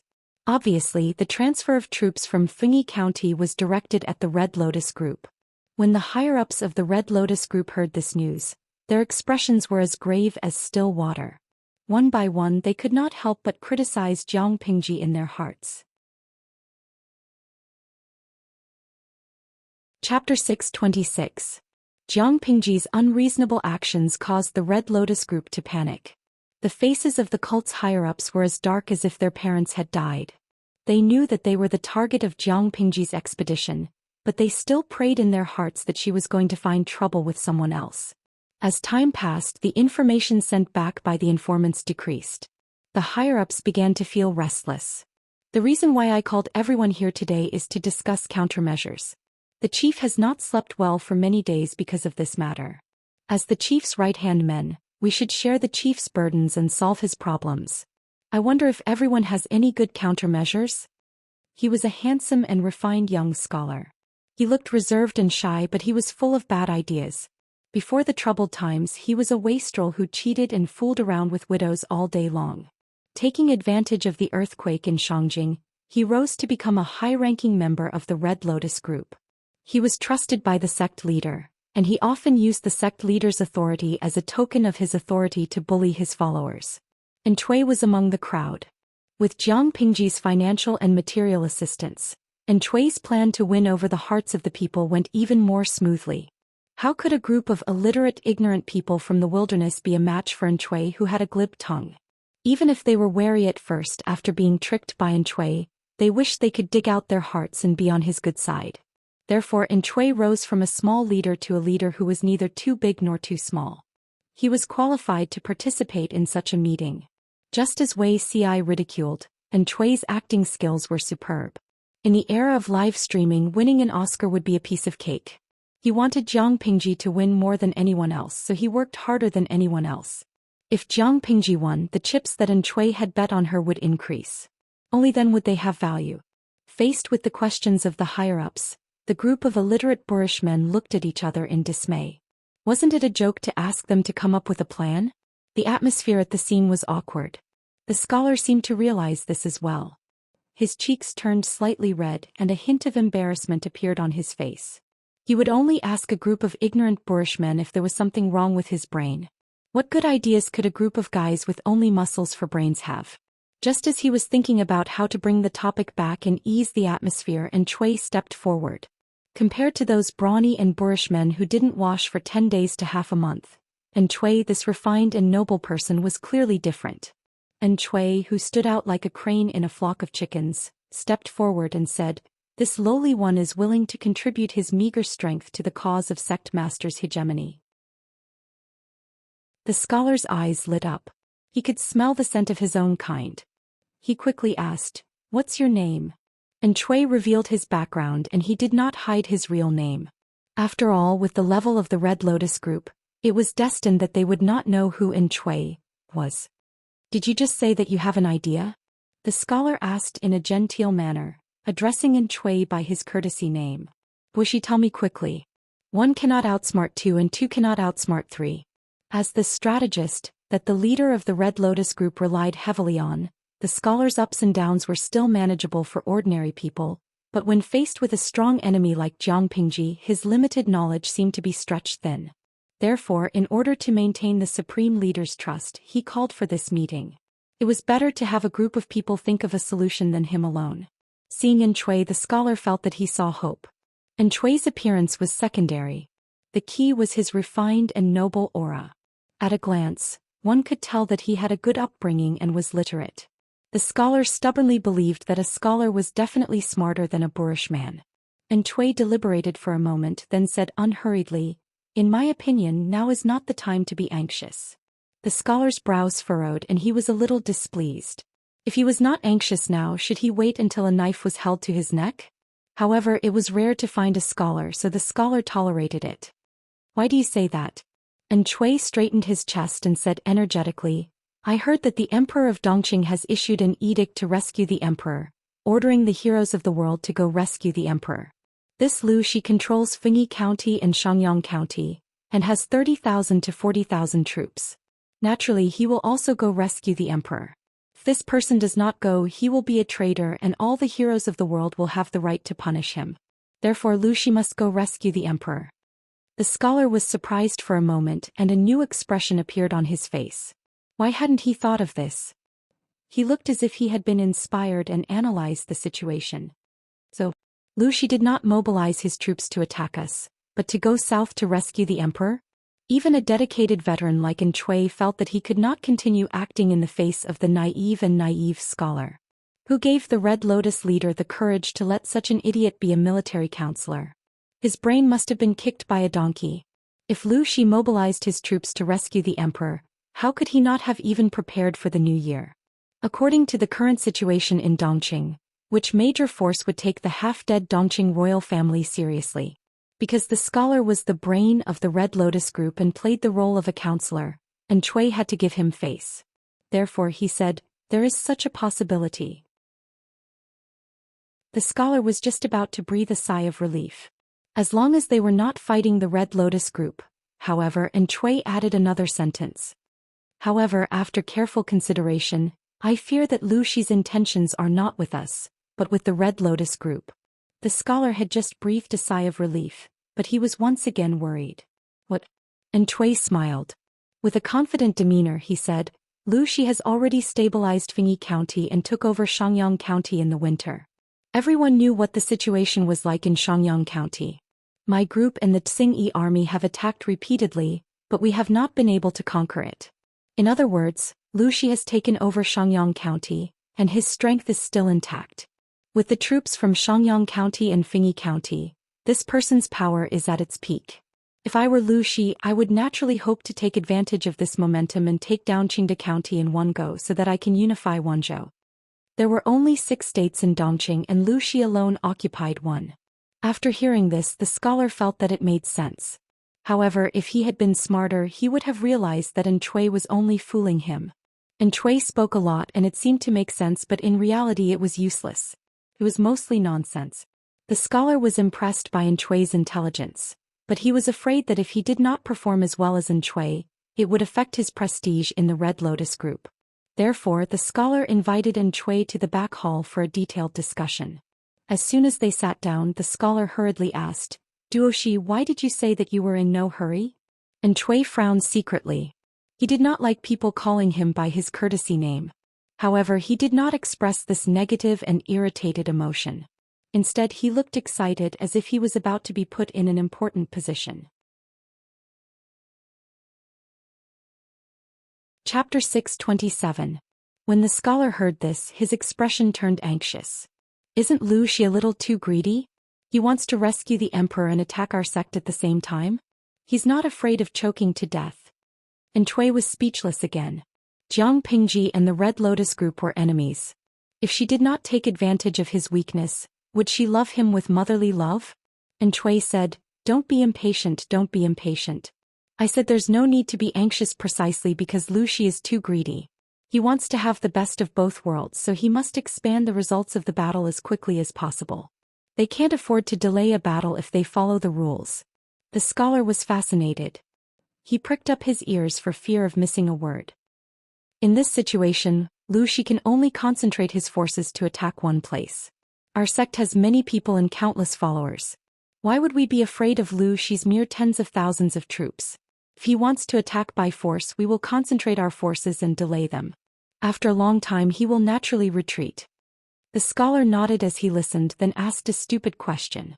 Why would he retreat voluntarily? Chui choked. He really did not want to answer such a stupid question. Because it's to rescue the emperor. Lu Xi's time cannot be delayed. The scholar nodded his head in agreement. He finally understood. In other words, we just need to delay him? As long as they delayed him, Lu Xi would retreat without a fight. Chui agreed, "That's exactly what I mean." The scholar asked again, "But how do we know where Lu Xi will attack? Qingda County's terrain is not complicated, but it is vast. It is troublesome and a waste of time to send reinforcements. Duoshi, where do you think Lu Xi will concentrate his forces to attack?" Chui lowered his eyes. With such a pig brain as a military advisor, it was no wonder that they could not suppress the Xingyi army. The Red Lotus group had many people, but their brains were too stupid. This is why I said there's no need to be anxious. Chui looked like he was giving advice. He smiled and said, "We wait for Lu Xi's next move. Lu Xi is fighting a long-distance battle while we are defending. There are flat official roads in the county. We can move troops much faster than them. Instead of worrying and panicking now and making the people panic, it is better to sit on the fishing platform and wait for Lu Xi to come to us. No matter where he attacks, as long as we keep an eye on him, no matter how he attacks, we will be able to gain the upper hand." Chui had given the Red Lotus group a solid blow, so much so that the scholar's bones went limp and his mentality swelled to the heavens. When the scholar heard this, his eyes lit up. He held Anne's hands and called her his confidant. Chui chuckled. He would never befriend a pig. His expression was cold. The scholar asked a few more stupid questions in detail, and Chui answered them in detail without any intention of hiding anything. The scholar was very satisfied with their conversation. He patted Chui's shoulder. "You've done well. You've done a great service this time. I'll definitely put in a good word for you in front of the cult master." Chui revealed an expression of uncontrollable ecstasy on his face, but he pretended to be reserved and humbly declined. However, according to his preliminary test of the scholar, this person would not recommend him to the Red Lotus group's leader. Instead, he would hide him. The Red Lotus group did not need two equally smart strategists. If Chui was too smart and capable, it would make the scholar seem too stupid and useless. Chui was well aware of this little trick to suppress him. Anyway, he did not need the Red Lotus group's attention. Whether he put in a good word for him or not, it did not mean much to him. The Red Lotus group's leader trusted the scholar more, and Chui could not match this trust in a short period of time. As 007 that Jiang Pingji had planted, Chui needed the Red Lotus group's leader to believe his words without a doubt. The scholar was the best mouthpiece. As expected, the scholar turned around and reported to the Red Lotus Group's leader. He modified In Chui's words and shifted them to his own results, not mentioning In Chui's existence at all. The Red Lotus Group's leader was a stocky man who was less than 5 feet tall. His face was full of pockmarks, and to hide his ugliness he kept a full beard. He and the scholar were from the same hometown. Before the uprising they were on good terms. After the uprising he trusted the scholar. He pinched his beard and muttered to himself for a while. "We'll do as you say. I want to see what Wuxia is capable of to dare offend a god." As mentioned before, the Xingyi army were bandits and the Red Lotus Group were bandits with faith. This leader claimed to be the incarnation of a god who descended to save the people. But in reality, before he became the incarnation of a god, he was just a random doctor who had studied medicine for a few years. By chance he had obtained a copy of the sect's doctrine that had been passed down during the chaotic times of the 16 kingdoms. After reading it he felt that it made sense and spread it everywhere. However, the ancient books did not specify which sect it was, so he simply named it after his hometown, Red Lotus District. After a few years he had accumulated a group of believers in his hometown, Red Lotus District, which laid the foundation for the uprising that followed. Coincidentally, there was an earthquake in Shangjing. The royal family moved the capital, disregarding the lives of the people. He simply raised the doctrine and led his followers in rebellion. If the Red Lotus Group had been lucky and had not been stopped by the Xingyi army, it was estimated that the Red Lotus Group would have spread throughout the north. It was a pity that luck was not on their side. The Xingyi army suddenly emerged as a new force, and they fought too fiercely with the Red Lotus Group in the north. In the end, no one could do anything to the other and no one could develop and grow stronger. Instead, it benefited Jiang Pingji. Because of his advice, the scholar received a large reward. This also strengthened his desire to continue suppressing In Chui. However, in order to maintain such a high standard of intelligence, he still needed In Chui to be his gunman. In order to further gain the scholar's trust, In Chui then helped him solve 2 more problems. In the eyes of the Red Lotus Group, their military counselor seemed to have turned on a cheat code. His body shone even more brightly. At the same time, Jiang Pingji had already made preparations for the expedition. The allocated rations were abundant and the selected soldiers were also elites. Even though they stood in the cold wind, their postures were still tall and straight. Jiang Pingji stepped onto the platform and officially announced that she would be the commander-in-chief of the Vanguard Battalion. This time, Li Yun was also promoted from deputy captain to captain. He led the right wing and coordinated with the Vanguard Battalion and the middle troops. This time Meng Hun stayed behind to look after the home. Luo Yu was responsible for the transportation of rations in the rear and shouldered various logistical matters. Dian Yan was appointed deputy captain of the Vanguard Battalion and charged forward with Jiang Pingji. The women's battalion led by Jiang Nongqin was the vanguard to support the Vanguard Battalion's offensive tactics. As for the strategists who would follow the army, Jiang Pingji considered the few people under her command and finally chose Yang Si. Qiguan Rang would oversee the middle troops, Wei Si and Su Ku would stay behind to look after the home, and Yang Si would follow the army into battle. When Yang Si learned of the results, he could not help but be speechless and gasp in surprise. "I really don't know if your lord is magnanimous or broad-minded. She even dares to put someone in an important position who has yet to surrender." Wei Si laughed and said, "Naturally, the lord trusts the people she dares to use. What's more, you're the one who came up with the plan for the surprise attack this time. If I don't bring you along, who will I bring along? It's just that. I heard that the mountain road is treacherous. Jingrong, you must be careful." Yang Si's face darkened like the ashes at the bottom of a pot. Chapter 628. The flags fluttered in the wind and the howling cold wind rolled up the snow and ice. As a pregnant woman, White was treated like a little princess. The warhorse that accompanied them to the battle this time was replaced by Little White.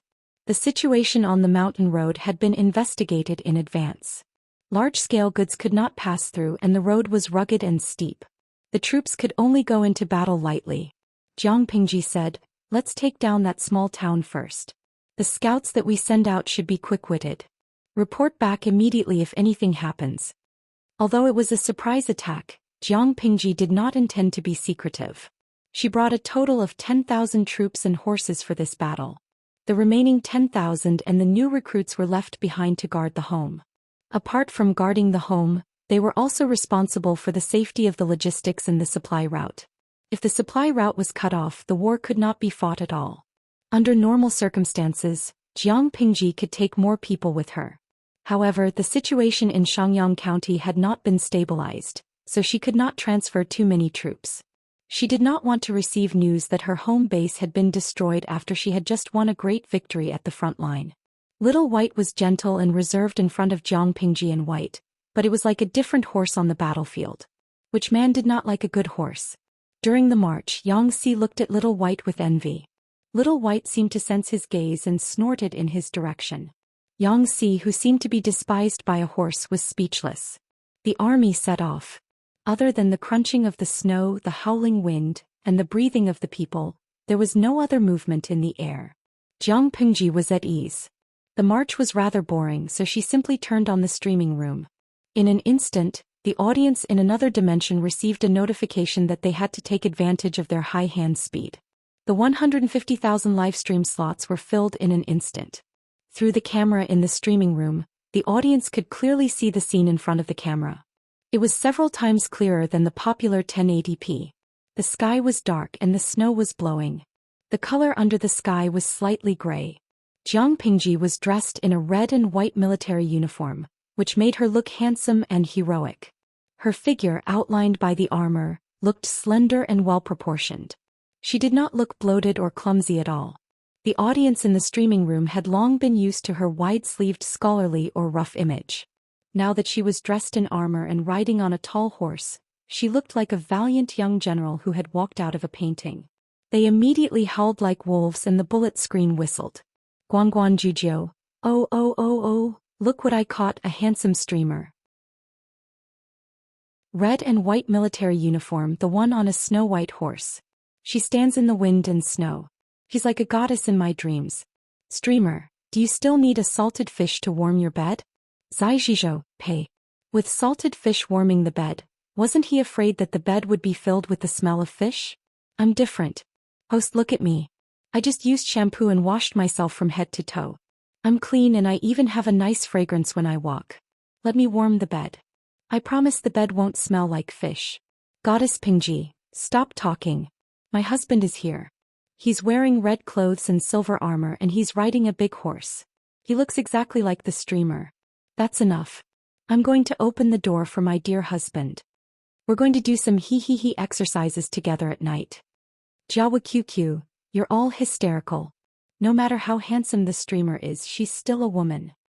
Streamer Zhengshangwo, mediocre person, do you know what love at first sight feels like? The moment I saw the streamer's figure, I decided that I wanted to be gay for her. Even if I had to bend into a mosquito coil, I'd be willing. She's only my husband. Streamer Sishangwo, hey, what's the big deal about being gay for the streamer? I'm even willing to straighten myself for the streamer. Jiang Pingji was secretly surprised to see the quarrel between the wives in the streaming room. This group of capricious fairies had a war of words some time ago over which of her counselors was the husband of the entire nation. What about now? With the streamer as their new love, they had forgotten about their old love. As the husband that 150,000 idol viewers were fighting over, Jiang Pingji found the boring military journey interesting. They stopped to rest midway. Jiang Pingji handed her portion of meat soup to Xianxia. Drink this to warm up. There are still a few days to the destination. Don't tire yourself out. Although Xianxia was a counselor, he belonged to the vanguard battalion. He had to ride a horse to withstand the wind and snow during the march. After a few hours, not only was the inner side of his thighs in pain from the abrasion, but his cheeks were also flushed red from the biting cold wind. He could barely feel them. He wore a circle-shaped scarf and a pair of wool gloves that Li Yun, the little angel, had made out of friendship. He was so cold that his shoulders were shivering. Although the literati of this era also practiced martial arts, their physiques were still much weaker than those of warriors. Trembling, he took the ceramic bowl that Jiang Pingji handed to him. He did not mind the heat and gulped it down in one gulp. The heat spread to his limbs and bones. Heaving a long and comfortable sigh, Xianxia let go of his thoughts. He suddenly thought of something and teased her. Such lousy weather, it's really cold. Fortunately it's me. If it were Zixiao, he'd probably fall sick from the wind. Jiang Pingji casually replied, I know. His body hasn't recovered yet. I won't let him follow the army in this season. Yang Si was stunned after hearing that. He carefully pondered over the deeper meaning of her words. The more he thought about it, the more he felt that something was wrong. Did Lu Shi mean that, if the season was better, the person who followed the army would not be him but Wei Xi? That shouldn't be the case, right? Jiang Pingji smiled and said, yes, it's exactly what you're thinking. Yang Si was speechless. He really wanted to smash the ceramic bowl in his hand, along with the meat soup inside, onto Jiang Pingji's forehead. What did he do wrong in his previous life to offend Wei Xi and Jiang Pingji? Did he have to be mocked by them in this life? Sob, sob, sob. He felt wronged. If he and Jiang Pingji fell out, it was definitely because she and Wei Xi's mouths were too vicious. Jiang Pingji added with a smile to salvage Yang Xi's emotional state, which was on the verge of a breakdown. Of course, Zixiao's health is one aspect. The other aspect is that Jing Rong is outstanding and shouldn't be neglected. Look how artistic she was with her words. It was obvious that she spared no effort to exploit Yang Xi's labor and used the casual worker like a mule. In Jiang Pingji's words, it was said that she relied on and trusted Yang Xi and could not bear for his talents to be buried. If it were a fool, he would probably be coaxed to tears. Obviously, Yang Xi was not a fool, but he had no way to refute. Once again, he sighed with emotion. He had really boarded a pirate ship. If time could be reversed, Yang Xi would definitely cling to Huang Song's thigh and never step into Fengyi County. Yang Xi laughed coldly. In that case, I have to thank you for thinking highly of me and be deeply grateful. Sooner or later, he had to accept his fate. Yang Xi simply changed the way he addressed her. He looked like he had given up. Jiang Pingji seemed to not notice the change in how Yang Xi addressed her. Her attitude was natural. There's no need to be deeply grateful, but I will continue to rely on you. The subtext was, continue to work overtime after returning from the war. I think very highly of you. Yang Xi looked at the ceramic bowl in his hand. There was still half of the delicious meat soup left. Should he smash the bowl on Jiang Pingji's forehead when she was unprepared, or should he drink it himself? Chapter 629. There was a small town near the border between Jinmen County and Fenghu County. This small town used to be a small village deep in the mountains. During the chaotic times of the 16 Kingdoms, a mountain road was built here to connect the two counties.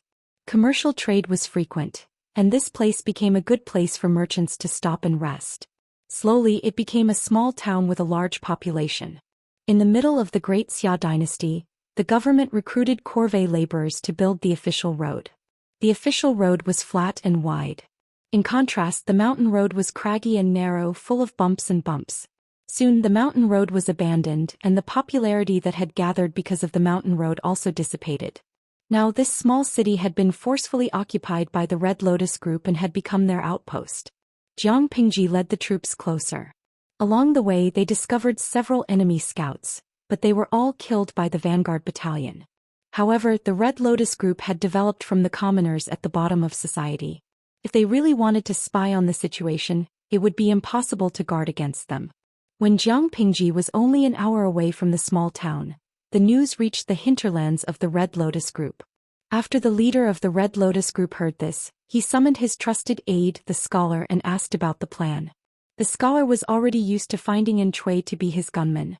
On the surface, he appeased the cult leader, but in his heart he memorized the information. This matter is quite suspicious. Lu Shi is a treacherous and cunning person. I'm afraid there's something fishy going on. The scholar pretended to be profound as he tried to think of a way to coax the Red Lotus group leader. Group leader, allow me to go back and think about this. I will definitely give you an answer in 4 hours at most. As soon as the leader of the Red Lotus group agreed, the scholar hurriedly went back to seek help from Cui. Cui had a script. When he learned that Jiang Pingji would attack the small town according to the original plan, he was overjoyed. He showed a serious expression and pretended to be suspicious. What's so special about that small city? Why did Lu Shi attack that place? The scholar echoed, yes, that place is very creepy. There are ferocious beasts everywhere. Is Lu Shi trying to enter the mountain to feed the mosquitoes? In a war, one should not attack on the main road. They did not play their cards according to common sense. And Chui rubbed his forehead with his hand, looking like he had a headache. This was not an act. He really had a headache. What a pig-like teammate. The Red Lotus group wanted to play with Jiang Pingji with their meager skills? Go to bed and sleep. Everything is possible in your dreams. The scholar did not give Chui a way out. He could only improvise and continue acting out the script. Chui thought for a long time. Finally, he had an idea and realized that the commotion had scared the scholar. I've got it. Chui's face was filled with uncontrollable joy. He said, that small town is located near Jinmen County and Fenghu County. Lu Shi wants to use a surprise attack on one of the counties. However, the scholar's intelligence couldn't keep up with the pace. He even asked Chui stupidly, is that so? But that place is full of mountains. Who knows how much time it will take to climb over them? If you want to fight a fast-paced attack, it would be more reliable to take the main road. Chui, no, this script is too difficult to act.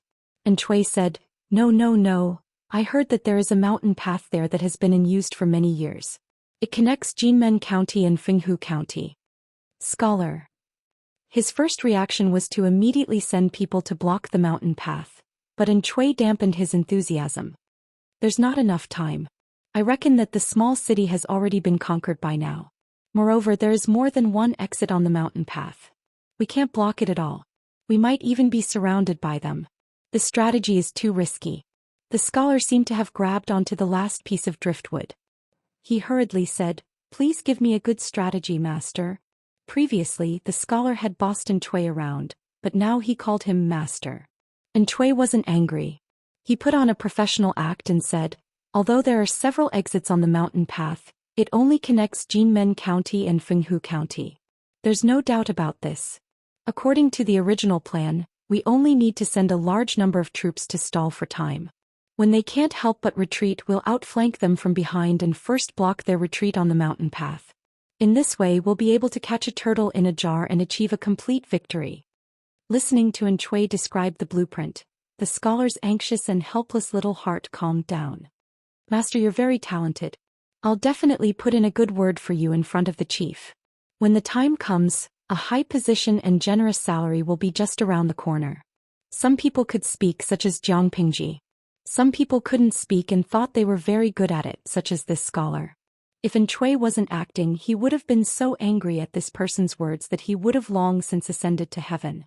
The scholar first boasted about Chui, then asked carefully, In your opinion, which county will Lu Shi focus on attacking? Since the mountain path connected Fenghu County and Jinmen County, Lu Shi's goal should be one of these two counties.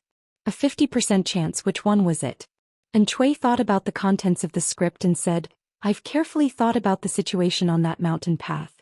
The mountain path to Jinmen County is too long. If a surprise attack is launched, I don't know how much physical strength it will take, and the marching time is too long. The mountain path to Fenghu County is relatively short, and the distance is only half that of Jinmen County. Comparing the two, I conclude that Lu Shi's target must be Fenghu County. The scholar nodded as he listened.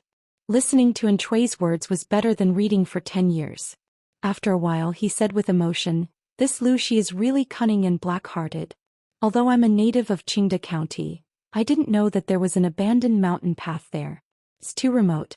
If you weren't so talented and familiar with the geography, Lu Shi might have really succeeded. But now, we'll beat him at his own game.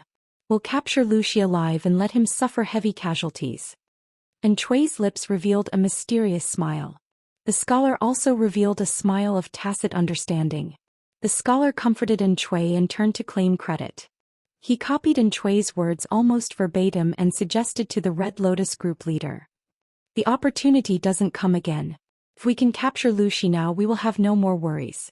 Group leader, for the sake of our grand plan, we must be ruthless. The Red Lotus group leader asked him, Tell me your opinion. The scholar's expression was slightly ferocious. His tone was light, but his thoughts were very vicious. He said, Group leader, why don't we transfer the people from Jinmen County to Fenghu County?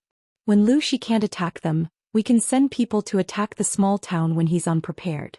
Then we can surround the mountain path from behind and catch them like a turtle in a jar. It would be best if we can capture Lu Shi alive. that doesn't work, we can surround them and slowly torture them to death."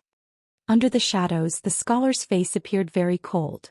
The Red Lotus group leader thought about it and felt that this was a brilliant plan. "Military counselor, you have a brilliant plan. This time we must make sure that Lu Shi doesn't return." Although the small town was the Red Lotus group sentry post, there weren't many people inside. There were only a few hundred scattered people. They couldn't even organize an effective defense. The highest point of the city wall was only slightly more than 10 feet. Who could be stopped by such a small height? Jiang Pingji held a long spear in her hand and mounted a horse to attack. Little White's strength in trampling people was no less than White's. With a single hoof, the sternum was shattered. She rushed to the front. Xianxi's eyelids twitched as he watched, afraid that she would be shot by a stray arrow. Chapter 630. Jiang Pingji was dressed in red and silver armor. She was an obvious target in the snow. If the Red Lotus group didn't target her, who else would they target? But for Jiang Pingji, the sparse rain of arrows seemed to have slowed down by dozens of times. She wasn't crippled. Why couldn't she dodge? Realizing that Jiang Pingji was being targeted by arrows, Xianxia was so frightened that he almost fell off his horse. However, it turned out that Wei Ci was right. Jiang Pingji fought him with 2 legs, 1 hand and 4 fingers. She could crush Xianxia to death with 1 finger. Watching Jiang Pingji dance the long spear in her hand vigorously, the dense shadows of the spear almost turning into a shield wall. Arrows were deflected by her. Xianxi's emotions went up and down as he watched. It was as if he was on a roller coaster. Little White galloped forward. As a top-grade steed, it had extremely strong explosive power and endurance. Soon it left the rest of its kind behind. It galloped as fast as silver lightning. The walls of the small city were quickly approaching. Jiang Pingji's target was too obvious. She alone attracted almost all the firepower. Little White galloped in the rain of arrows with her on its back. Occasionally 1 or 2 tricky arrows approached, but Little White could quickly change direction to avoid them. Such a scene almost caused an uproar in the live stream. Their perspective was relatively special. It was similar to a camera hanging above Jiang Pingji's head. As the audience, they could adjust the angle of the camera 360 degrees. They could even zoom in and out. This time the camera gave them a bird's eye view. Not only could they see Jiang Pingji's back view as she galloped away, but they could also see the way she shot down the arrows. She was so fast that she left afterimages. "Goddess Pingji, hubby, are you riding a tall white horse to marry me? Don't worry, I'll go downstairs and open the door for you. College entrance examination goes smoothly. I can't take it anymore. He's so cool. Can I dump the man next to me and marry the streamer? Good luck tomorrow. Love rival? Let's fight." In order not to affect her mood, Jiang Pingji had long turned off the bullet screen in the live stream. No matter how much the idle audience howled, she couldn't see them for the time being. Relying on Little White's pace, Jiang Pingji easily rushed to the bottom of the city gate. The city wall was only 6 or 7 meters high. How could it stop the combination of Jiang Pingji and Little White? About 30 meters away from the city wall, Jiang Pingji put away her long spear, turned sideways and bent over to avoid the arrows. She raised her hand to draw her longbow and a few arrows. Without looking, she pulled the bowstring to the fullest with her right hand and a few arrows flew out. The dull sound of a sharp weapon piercing through flesh could be heard. Several splatters of blood bloomed. The soldiers of the Vanguard Battalion had also caught up to support Jiang Pingji. In less than a breath's time, she once again shot out several arrows. Every arrow that left the bowstring would definitely take a life. By the time she had shot 4 waves of arrows, Little White had already braked its hooves. Jiang Pingji borrowed the momentum and left the horse's back. He took out the long rope from behind his waist and threw the side with the iron hook. It coiled around the wall like a snake. When the Red Lotus group saw the tens of thousands of soldiers below the city walls, they were so scared that their legs turned to jelly. There were only a few hundred members of the Red Lotus group at the sentry post, not even 1,000 of them. Jiang Pingji had always liked a fast-paced attack. She would never give the enemy a chance to catch their breath. After the long rope was wrapped around the wall, her feet firmly stepped on the wall. While pulling the long rope, she tilted her body and kicked her feet to climb up. The city wall was 6 or 7 meters high. Before the Red Lotus group could react, she had already climbed up the city wall. What greeted them was the shiny silver spear in her hand. The soldiers below did not have Jiang Pingji's dashing maneuvers, but with her attracting the enemy's firepower, it was not difficult for them to climb up the city wall. The Red Lotus group naively thought that the small city could stop the advance of Jiang Pingji's army and buy them half a day's time. As it turned out, even the time it took to burn a stick of incense was too long. Faced with Jiang Pingji's menacing army, the Red Lotus group had long been scared to the point of wetting their pants. It had only been a short while, but the commander of the vanguard battalion had already climbed up the city wall and started a massacre on the city wall. She directly crushed their momentum and shattered it like glass shards. Following that, more soldiers climbed up the city wall, each one like wolves and tigers. Before the Red Lotus group could organize an effective defense, everything was over. Before the main army arrived, the small city had already been captured. Their efficiency could be said to be the best in the industry. Xianxi's expression was complicated. Looking at the open city gate, he finally understood why Jiang Pingji wanted him to lead the vanguard battalion. The soldiers were fierce and the generals were fierce. Only a fierce commander could lead an even more ferocious elite army. Jiang Pingji spoke very little when fighting. She disdained arguing with others. To quote the words of the viewers in the livestream room, "Society is my sister Pingji. She doesn't talk much. She doesn't talk. She directly confronts her." Jiang Pingji asked Yan Yan to lead the vanguard battalion to clean up the battlefield and count the soldiers who had been injured or killed by stray arrows. When the main army arrived, the city gate had already been opened. The arrows under the city wall had also been cleaned up by the soldiers. Except for the bloodstains that had not been cleaned up in time, it was almost impossible to see that a small-scale siege had broken out here. Even though Qiguan Rang was prepared, he was still shocked. "Let's rest for a day. At dawn tomorrow we will prepare to enter the mountain road." Jiang Pingji narrowed her eyes slightly. She was still dressed in a red and white military uniform. There was not the slightest hint of warmth from before. Instead, there was a chilling, murderous aura. "Looking at the time, I think it's about time," Qiguan Rang said. "The mountain road is long. Should we pack lightly?" "Yes."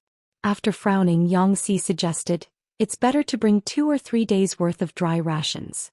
Although the Red Lotus group is just a motley crew, they are not completely brainless. If they attack our grain transport team, although it won't be fatal, it will still cause some trouble. Jiang Pingji sneered. Xianxia had really overestimated the intelligence of the Red Lotus group. "Yes, let's do as Jing Rong says." Elsewhere, under the suggestion of his trusted scholar, the leader of the Red Lotus group transferred most of the guards in Jinmen County. Now there were only a few thousand troops in the county and they were all old, weak and disabled soldiers. Coupled with the freezing weather, the combat power they could exert was almost zero. And Cui had already made preparations to respond. While contacting his informants, he also instructed the brothers guarding the city of Jinmen County to be alert. After making these preparations, Cui planned to stir up another wave of trouble. He passed on the scholar's deployment to Jiang Pingji through his informants. When everyone saw it, they were speechless. Xianxia said disdainfully, "Their brains aren't that great, but their hearts are vicious." However, this 007 spy in Cui was very good. His acting skills were off the charts. "Let's act according to plan. First, send scouts into the mountain road. Once they discover that the troops in Jinmen County have withdrawn, report back immediately." In this era, communication was not convenient. If they could make good use of the time difference, they could completely toy with the enemy. She planned to take down Jinmen County as quickly as possible and attack another city before the Red Lotus group could react. Yes, Jiang Pingji's appetite was not just a county. She planned to take down the entire Qingda County in one go.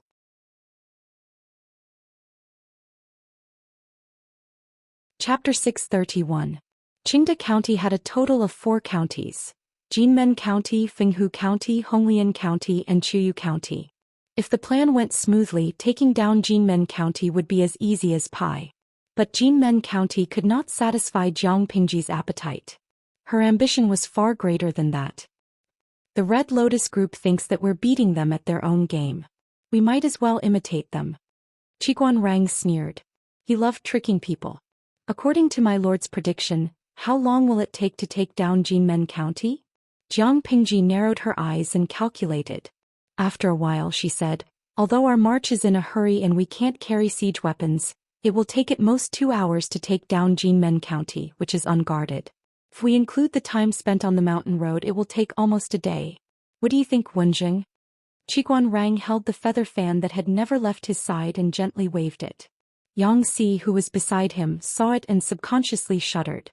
He silently shifted his position. He had seen eccentrics and pretentious people, but he had never seen someone waving a fan in the middle of winter. Qiguan Rang said, according to the information from our informants, the Red Lotus Group wants to exterminate us and has formulated a series of measures for this. They've worked so hard. If we don't give them a chance to perform, wouldn't it be too heartless? If the Red Lotus Group wanted to trick them, then they could naturally do the same. Jiang Pingji raised her eyebrows and motioned for Qiguan Rang to continue. He said, the Red Lotus Group thinks that we will attack Fenghu County with a large number of troops. If we don't show up for a long time, I'm afraid it will make them suspicious. Why don't we send some scouts to confuse them and make them think that our intention is Fenghu County, not Jinmen County? We'll delay as much as possible until my lord takes down Jinmen County, then we'll turn around and attack Fenghu County. After all, the mountain road to Fenghu County is very short. Yang Si was a little unhappy when he heard this. If that's the case, won't we become a tired army? It's on the mountain road again. According to the Red Lotus Group's plan, we'll be besieged on the mountain road and it'll be difficult to break through. Dian Yen couldn't help but ask. Realizing that everyone's eyes were on him, he silently shut his mouth. Jiang Pingji tried to smooth things over. She said, Deputy Diane's words make sense, but if the plan was that simple, it wouldn't be Wenjing. Sure enough, Qiguan Rang continued. Indeed, in this way we will become a weary army. If we are besieged on the mountain path, I'm afraid we won't be able to escape. However, what if we besiege the Red Lotus Group on the mountain path? The situation will be completely different. Dian Yen felt like he was listening to a heavenly book. It was clear that they were the ones being besieged. How had it become the Red Lotus Group being besieged? Jiang Pingji smiled and said, according to the Red Lotus Group's calculations, aren't they planning to capture the small town, enter the mountain road and surround us from both sides? Since that's the case, why don't we throw out the bait, lure them into the mountain path and then trap them to death? Dian Yan's brain wasn't quick to react. After thinking for a long time, he suddenly realized that he was pretending to be a pig to eat the tiger. First, they would have the main force attack Jinmen County. At the same time, they would have scouts investigate the vicinity of Fenghu County. This would create the illusion that they intended to attack Fenghu County. Not only would it confuse the Red Lotus Group's judgment, but it would also delay them. Once Jinmen County had been captured, they would turn around and return to set up an ambush. Then they would send another team into the mountain road to create the illusion for the Red Lotus Group that the main force had already entered the mountain road in the direction of Fenghu County. In reality, they were still hiding on the mountain road to Jinmen County. When the Red Lotus Group saw this, they would definitely think that their prey had taken the bait. When they planned to enter the mountain road and cooperate with the troops of Fenghu County to outflank Jiang Pingji, the main force of the ambush would appear again. The main force cooperated with the soldiers who had entered the mountain path earlier and worked together to take down this wave of sneak attacks from the enemy. Dian Yen had already shut his mouth obediently. As expected, these scholars were each more heartless than the other. While the others were still at the stage of being unable to resist, they were already thinking about how to counterattack the enemy. Qiguan Rang continued, this plan isn't difficult, but it's a little harsh. Time is too tight. Jiang Pingji smiled and said, what's wrong with that? Wenjing, just wait and see how I take down Jinmen County.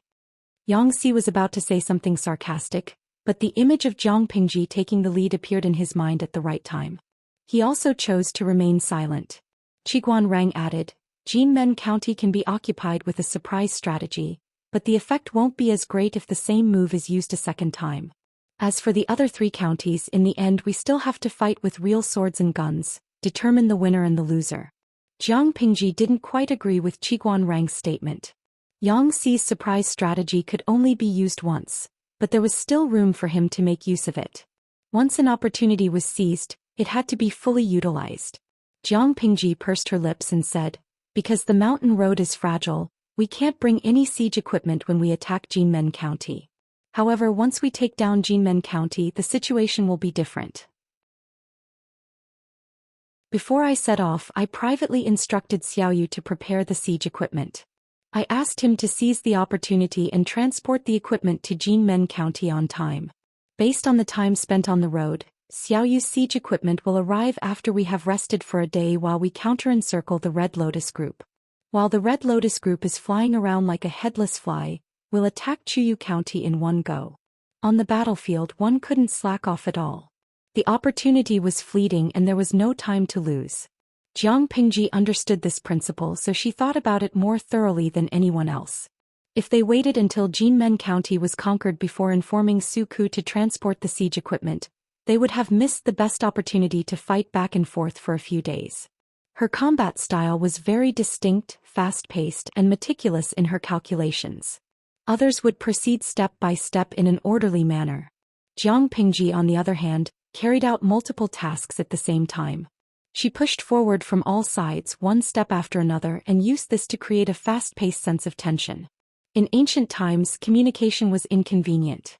Jiang Pingji's combat style was even more urgent, and it could often cause mental oppression to the enemy. This kind of oppression could not only disrupt the enemy's heart, but it could also shake their morale. Everyone was surprised. After we're done with Jinmen County, we'll attack Chuyu County directly? Jiang Pingji said. The troops of two counties are concentrated in Fenghu County. Honglian County is the headquarters of the Red Lotus Group, and its defense is not weak. Besides Chuyu County, do we have any other choice? More importantly, the official road from Jinmen County to Chuyu County is flat and wide, and the distance is short, which is conducive to the transportation of siege equipment. With Chuyu County as the target, we can save a lot of time. For a motley crew like the Red Lotus Group, a major defeat could turn them into headless flies flying around aimlessly. Jiang Pingji had to seize the time. Before the Red Lotus Group regained its composure, she had to deliver a series of crazy blows to them. As long as Jinmen County and Chuyu County were stabilized, the Red Lotus Group would not be able to jump around again. Little did she know that An Chui, her teammate who had assisted her in the battle, could bring her another surprise. Night fell and shrouded the earth. A pure white moon hung in the sky. Jiang Pingji was leaning against it and taking a nap when a commotion suddenly came from her mind.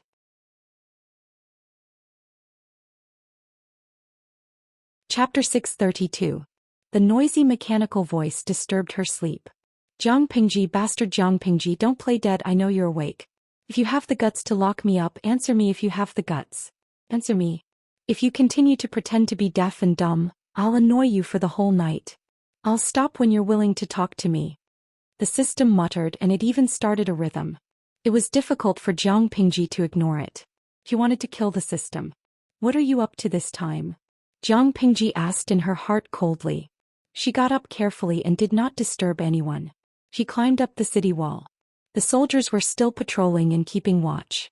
Seeing Jiang Pingji's red and white military uniform, they all perked up and saluted. She waved her hand and said in a low voice, I just couldn't sleep at night, so I came out for a walk. You guys continue with your work, don't worry about me. The group of patrolling soldiers nodded slightly and moved sideways to avoid Jiang Pingji. She found a secluded corner. The cold night wind blew on her face, dispelling some of her sleepiness. System, you better give me a reasonable reason. Why are you suddenly disturbing me in the middle of the night? Do you want to die? The system retorted. Then why don't you kill one for me to see? Oh, you're fearless. Jiang Pingji narrowed her eyes dangerously. The reason why she chose to imprison the system instead of completely destroying it was because she was afraid that the system would find out and alert the enemy. Now it had become the system's capital to play tricks. She could not help but laugh. She did not know what the system was like, but this system TSK, its IQ was really low. Times had changed. Did it think she would always be afraid? Jiang Pingji exhaled a white breath and asked in her heart, I still want to sleep, I don't want to talk nonsense with you. If you have something to say it quickly. If you continue to be pretentious, you can do whatever you want. Do you think I'll ignore you? That's the world of my brain, you better be clear about it. The system had been imprisoned by Jiang Pingji for almost 2 years. It had developed a subconscious fear of Jiang Pingji. Could not be afraid. Jiang Pingji was a shrewd person. She only provided the system with the points of popularity every day. To the system, popularity points were the energy it needed to survive and grow, similar to the food humans needed.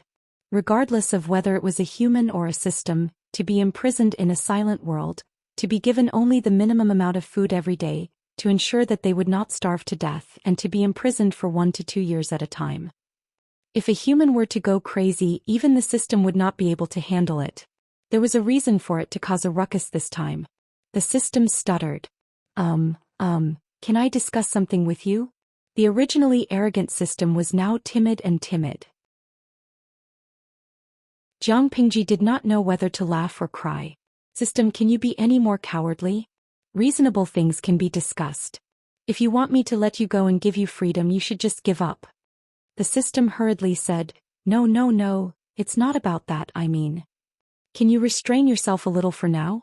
If it's possible, it's best to lock me up more tightly. It's been a bit special recently. I'm afraid that there might be dimensional merchants patrolling around. Planar merchants patrolling everywhere? Jiang Pingji raised her eyebrows and her expression became solemn. What do you mean? The system said, I don't mean anything. Can you not be so guarded against me? I'm serious this time. Regardless of whether it's you or me, we absolutely cannot be caught by dimensional merchants with patrol orders, or else we're done for. We're now grasshoppers on the same rope. If I'm done for, you won't get any benefits either. If it weren't for Lu Shi's body, you would have long been expelled and exiled by the rules here. Jiang Pingji snorted softly. I don't care. None of the federal soldiers were afraid of death. The system was silent for a long time. You're really annoying. What do I have to do for you to agree? The system's coquettish grumble made Jiang Pingji frown deeply. Dimensional merchants with patrol orders? What's that? From what you're saying, you seem to be very afraid. The system said impatiently, Nonsense, have you ever seen a smuggler who isn't afraid of the police? Jiang Pingji was speechless. The system said, I'm the Dimensional Palace Intrigue Streaming System. Opening the streaming channel will temporarily open up a channel between two unrelated planes, causing the balance of several planes to be destroyed. That's why there are so-called reborns, or time travelers. Regardless of whether they're time travelers or reborns, they're all illegal immigrants without a license. As for the dimensional merchants with patrol orders, they're existences with licenses that allow them to travel between different planes. Jiang Pingji's interest was piqued and some malice grew in her heart. If you're caught by them, what will happen to you? The system sneered, seeing through Jiang Pingji's plan. Jiang Pingji, I advise you not to have the idea of perishing together with them. Do you know how much energy is needed to open up the barrier between two planes? I'm of the same level as that dimensional merchant. If he catches me, he'll lock me up for a few years at most. He can't do anything to me. But you're different. You don't belong to this world. You're an anomaly that affects the original development of this plane. To put it bluntly, you're a pathogen.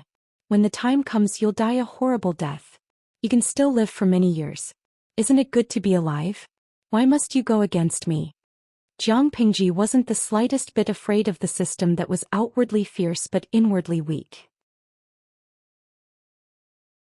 She laughed contemptuously, and the disdain in her words was undisguised. Is that so? So you're so powerful. Then why are you imprisoned in my spiritual realm? If the system had an expression, its face would definitely be as black as the bottom of a pot. If it hadn't been careless and Jiang Pingji had deliberately pretended to be a pig to eat a tiger, would it have been caught carelessly? The system had lived for a long time, but it was the first time it had fallen into the hands of its host. Therefore, it hated the kind of host that was smart but disobedient the most. Was it not good to be a little naive, a little stupid, and a little smart? Although the host would have to pay some small remuneration, at least the host would be a winner in life while he was alive. Being reborn, wearing the halo of a protagonist, the intelligence of the supporting characters would decrease collectively, and the host would cheat all the way to the peak of life. Wasn't it exciting to think about it? Unfortunately, he met Jiang Pingji, a freak. The system felt wronged and wanted to cry. Jiang Pingji said, You're full of lies and have too many criminal records. I believe at most 30% of what you say, and I'm skeptical of the other 70%. Your ridicule just now gave me inspiration. You said, which smuggler isn't afraid of the police? In that case, the dimensional merchant is the police and you're the smuggler? You also said that you're of the same level as the dimensional merchant, but now you're trapped by me. Hey, there's a lot of information. I seem to know something. The system was faintly flustered. What do you mean by a lot of information? Jiang Pingji asked it in return with a natural expression. Why should I tell you? System. Jiang Pingji asked the system. What does the dimensional merchant look like? Does he have the same heart as you? The system was almost choked to the point of being speechless. What did she mean by having the same heart as me?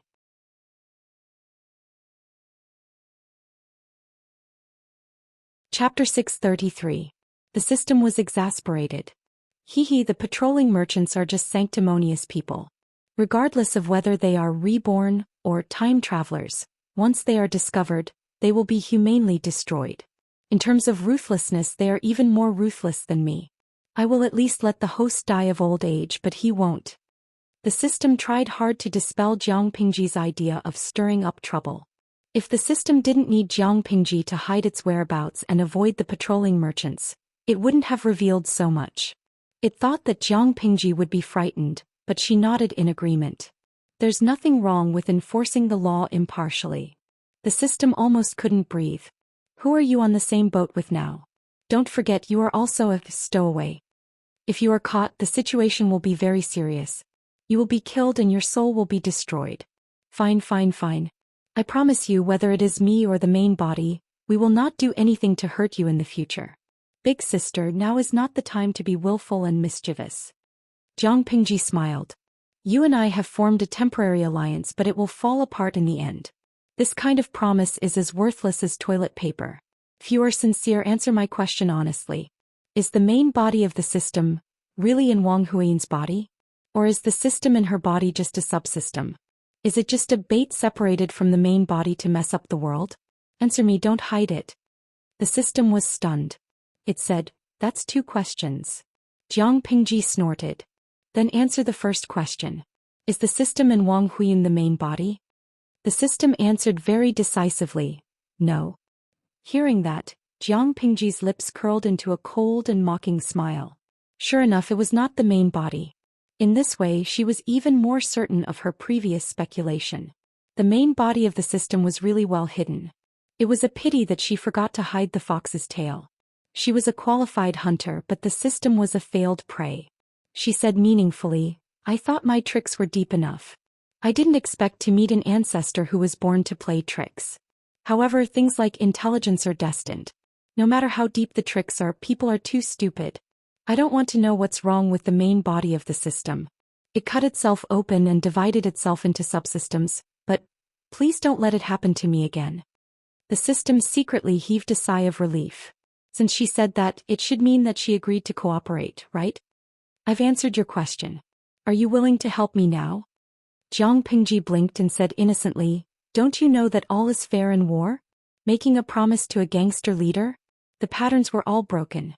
An unstamped promise is like a roll of toilet paper to me. I can throw it away after using it. The system, F***ck Jiang Pingji, you're shameless. Jiang Pingji crossed her arms in front of her chest. When will that dimensional patrol merchant arrive? I can report you to him. The system snorted twice. In your dreams.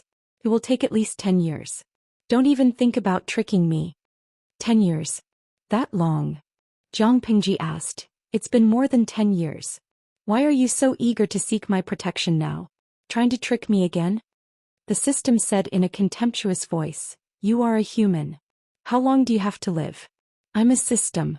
Time is cheap to me. To you it takes up 1/5 of your life. To me it's only 3 to 5 days or even a few hours. Mortal, don't use your time to measure my time. As an almost eternal existence, you are but a mayfly to me that is born and dead. Tremble, lowly human. Jiang Pingji responded with an, oh. She was not provoked by the system's words. She stabbed back bitterly. Congratulations. Then you can go to prison in 3 to 5 days. I can still be free and unfettered for more than 10 years before I'm destroyed by the dimensional merchant. The system, F***C. Where did the director find such a hateful female protagonist? Jiang Pingji sneered. She buried what happened that night in the bottom of her heart. It did not stir up the slightest ripple. With the system, It seemed that it was not unacceptable for there to be any dimensional patrol merchants. Just as the system said, reborn, or time travelers, were all outsiders who illegally occupied the bodies of the indigenous people. To the local plane they were all pathogens. If there were really rules in the world in order to maintain balance and order, it was natural to eliminate the anomalies. She had nothing to say. What would come would eventually come. Jiang Pingji accepted it calmly.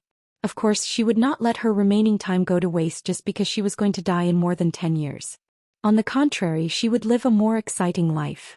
She would live a more passionate and unrestrained life.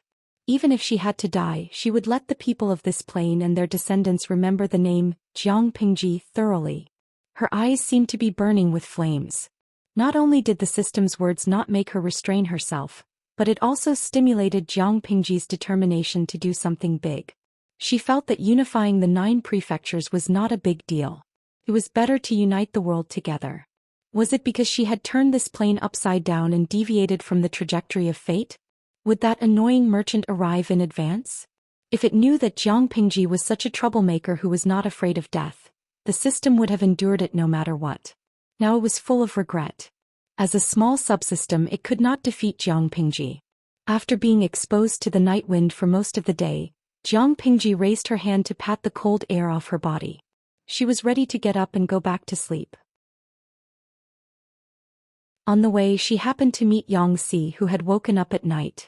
Jiang Pingji saw that his eyes were misty and that he was floating as he walked. He yawned all the way. "My lord, why did you come out dressed in military attire?" Xianxia covered his mouth with his hand so that it would not be too rude to open his mouth while yawning. Jiang Pingji said casually, "I had a nightmare and woke up in fright. I was not sleepy at all, so I went out for a walk." Xianxia did not suspect anything and continued to sleep. Tomorrow he would enter the mountain road and attack Jinmen County. After that, there would be a series of high-intensity combat plans. With his weak body, after riding a horse for a few days, he was so tired that he felt like he was falling apart. If he did not seize the time to recover his strength, he was afraid that he would not even be able to climb the mountain road. That would be embarrassing. Jiang Pingji also returned to her original position, crossed her arms and slept. Regardless of whether it was the system or the dimensional merchant, the most important thing now was to take down Jinmen County. She did not care about anything else. However, she really did not expect the system itself to have a brain. Was it dark under the light? It was indeed a trick. She yawned and found a comfortable position. Soon she fell asleep and her breathing became long and steady. The next day the weather was rare. The sky was blue and looked refreshing. The golden sunlight shone on the snow. It was golden and dazzling, so bright that it was a little uncomfortable. Jiang Pingji gathered her troops and horses. She was still dressed in her red and white military attire. She looked energetic and had a high aura. "My lord, the situation of the mountain road has been investigated. Last night I also ordered people to quietly sweep away the snow. Now we can pass through."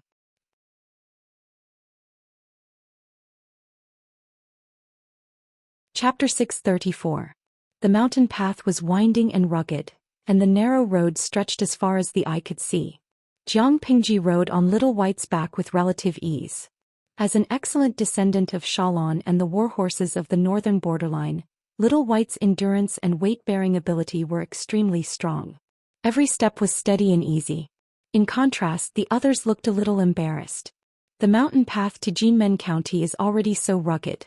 I wonder how difficult the road to Fenghu County will be. Xianxia was also secretly complaining. As a counselor, he enjoyed special treatment. Most of the other soldiers walked. He could still ride a horse and did not need to walk on his legs, but the bumpy ride still made him suffer. Jiang Pingji saw that his face was deathly pale with exhaustion that could not be dispelled.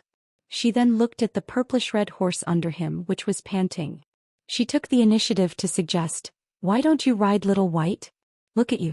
I think you'll be exhausted before we reach Jinmen County." Xianxia was a little tempted, but when he thought that intelligent horses had a temper, he suddenly became a little timid. "Won't it throw me off the horse?" Xianxia nervously grabbed the reins. If he was not afraid that Little White would be uncomfortable, he would have hugged the horse's neck for safety. Unexpectedly, not only did Little White not throw Xianxia off the horse's back, but it continued to hurry on without complaint. Don't deliberately cause trouble. Little White's temperament is still good. Jiang Pingji changed to Yang Xi's previous horse and controlled the horse with the reins. Fortunately, our opponent this time is the Red Lotus group. If it were a smarter enemy, I wouldn't dare to take this mountain path. She looked around at the terrain on the horse's back and teased him with a smile. Taking the mountain path was indeed a strange move. They could avoid the enemy's eyes and ears without being noticed. Whether it was a sneak attack or something else, it had a miraculous effect. However, risks and benefits coexisted. The mountain path was not only suitable for them to sneak attack the enemy, but it was also suitable for the enemy to ambush them. Little White walked very steadily, which was a world of difference from the previous bumpy ride. This made Yang Xi feel a little better. He said, "The situation is different. My lord marches at lightning speed. Even if the enemy has the intention to ambush us, they won't be able to make it in time." According to Yang Xi's estimation, when they had just captured the small town, the higher-ups of the Red Lotus group had just received news of their arrival. It would take time to transmit the order. By the time they reacted and prepared for an ambush, we would have already passed through the mountain road and taken down Jinmen County. Jiang Pingji fought at a fast pace, but how many people could do that? Most people could only pay attention to one place. By the time they received the news, the best opportunity had already passed. Why were excellent strategists so sought after? It wasn't just because they were able to win a battle from 1,000 miles away in a world where information transmission was lagging behind. More importantly, they were more comprehensive and thoughtful than ordinary people. It was like playing chess. Ordinary people would take one step at a time, but schemers like them would take 10 steps at a time. Just as Yang Xi had said, although the mountain road leading to Jinmen County was long, the slope was relatively gentle, and it consumed less energy than expected. Which of Jiang Pingji's soldiers did not train with weights as a daily routine? For an ordinary army, it would take 6 to 8 hours to pass through this mountain path, but for them it would only take a little more than 2 hours. At the same time, the troops of Jinmen County had also been urgently transferred to Fenghu County to defend. The Red Lotus group arranged several scout teams, and sure enough, they found suspicious people. They judged that these were enemy scouts who had attacked the outposts. The scholar clenched his fists nervously. The room was burning with a blazing charcoal fire, and it was so hot that his palms were sweating. Sure enough, Lu Shi's target is Fenghu County. The scholar nervously put his hands behind his back and paced back and forth in the hall, as if he wanted to rub a hole in the ground. He said, "Go and investigate again. Report back quickly if there's anything. If you find Lu Shi's main force, don't act rashly and alert him."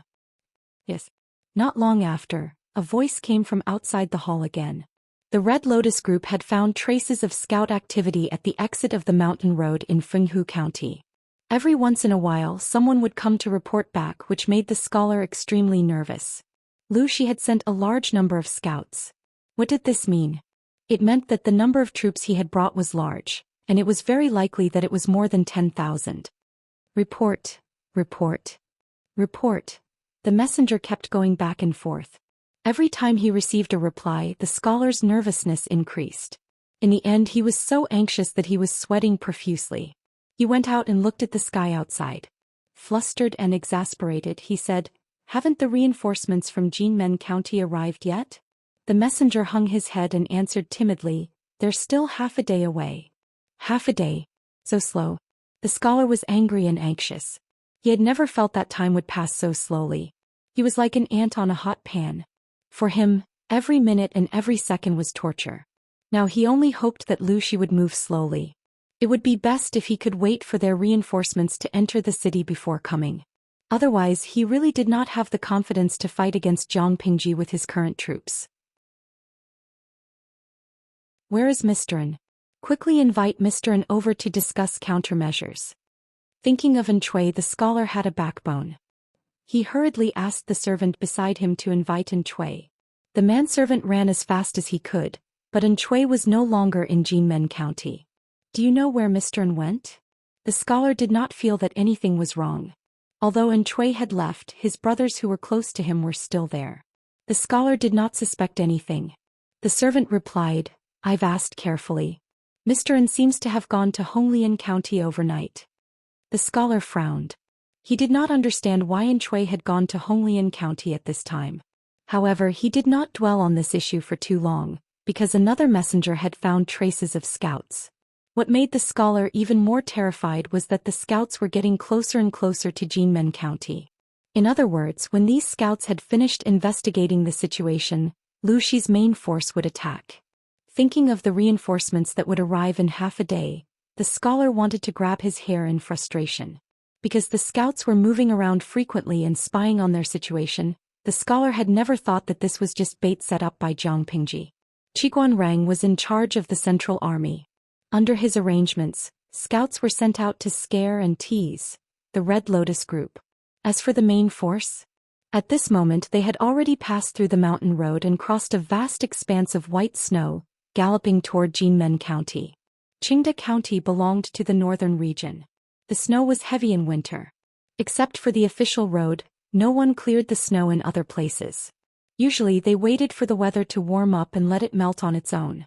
Jiang Pingji had already asked the people of the Vanguard Battalion to prepare plain-colored linen and draped it over their bodies as cover.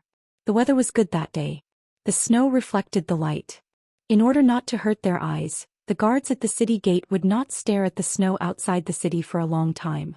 The garrison of Jinmen County was almost completely transferred away. Only 3,000 old, weak and disabled soldiers were left behind. The sun was shining brightly and the reflection made their eyes very uncomfortable. Outside it was freezing cold. There were only a few Red Lotus group on the city wall who were seriously guarding.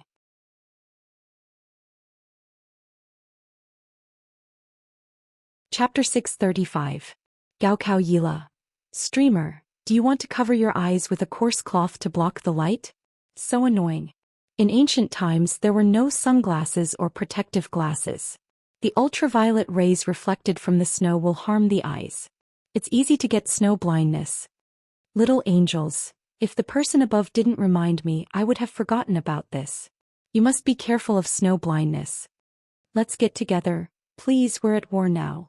Whether we can survive is still a problem. What's a pair of eyes worth? Jiang Pingji turned off the bullet screen in the streaming room and turned the screen to the smallest size to avoid distraction. Dian Yan was beside her. Because he was nervous, his voice sounded a little rough. My lord, could it be a trap? He saw that there were only a few soldiers on the city gate. They were too lax. Jiang Pingji smiled and said, do you think everyone is like me, your lord?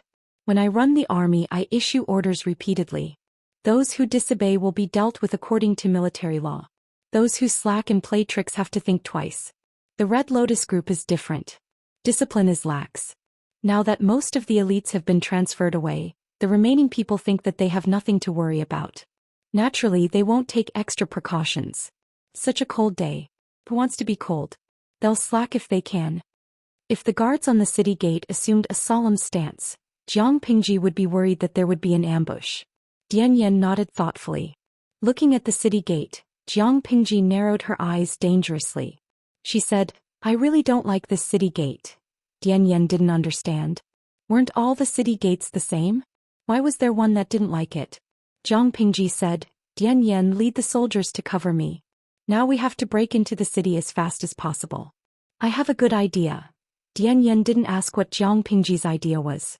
He only needed to do what he was supposed to do. My lord, please rest assured. Jiang Pingji nodded. She looked down at the long spear in her hand. It was too thin and too long. She turned her head to look at Dian Yan's waist. She reached out and said, lend me your 2 big axes. Dian Yan was tall and strong. He had great strength. He especially liked to use such heavy weapons during battles. With one swing of the axe he could split a person from the top of his skull to his pelvis. The scene was bloody and violent. Every time he came back from a battle he looked like he had been fished out from a pool of blood. Hearing that Jiang Pingji wanted to borrow his weapon, it wasn't that Dian Yan was unwilling, but, my lord, these 2 axes are too heavy, I'm afraid. Dian Yan had not finished his words when his eyes widened so much that they were about to pop out. The 2 axes were specially made and weighed nearly 50 kilograms, but they were as light as goose feathers in Jiang Pingji's hands. He did not seem to be straining at all. Every time Dian Yan thought he had a good understanding of his lord's combat abilities, she would always be able to break his record. The weight is quite comfortable, she pondered for a moment, then her lips curled into a faint smile. She looked at the city gate with malice and interest. At that moment, seeing Jiang Pingji holding 2 axes in her hands, the audience in the streaming room was stirred up again, and the bullet screen was filled with comments. Kola. Yesterday I saw a young general in red and silver armor, and today it's a lowly with 2 axes? Lao Ciji Lianming. The host's body is already 17 or 18 years old. Lolita? Have you ever seen such an old Lolita? In Yueja Zhugachinmal. There's nothing wrong with an old lowly. Gui Kai Guofengxiu. I've already moved the bench and melon seeds and drinks. I'm sitting down to watch the host's heroic battle. Boss Chow. The commenter above, you really have a heavy taste. People will really die when the host goes to war. Faced with bloody corpses, large and small intestines flowing out of the abdominal cavity, spleens, accumulated feces and crushed brains, are you sure you can eat melon seeds and drinks? Thinking of Boss Chow's bullet screen, a similar scene involuntarily appeared in his mind and he almost vomited. Jiang Pingji really wanted to cause trouble. At present, it was not clear about the specific garrison situation in Jinmen district, so Jiang Pingji did not dare to be careless. In order to end the battle quickly, she could only choose to explode and shatter the Red Lotus Group's momentum with a thunderous attack. She would use the fastest speed to take down Jinmen district. In this way she had to cause trouble. Yang Si, who was protected at the back, looked in the direction of the city gate from afar. He did not know whether Jiang Pingji would directly set up a battle formation to attack or launch a sneak attack. He pondered in his heart. There was already movement from the soldiers in front. What does my lord want to do? Yang Si almost screamed because he saw Jiang Pingji turn over and get on Little White's back. A row of soldiers advanced in an orderly manner. Because of the snow, the sunlight and the white cloth draped over Jiang Pingji's body, the soldiers on the city gate did not immediately discover her traces. The soldiers of the Red Lotus Group hid under the pilasters to take shelter from the wind.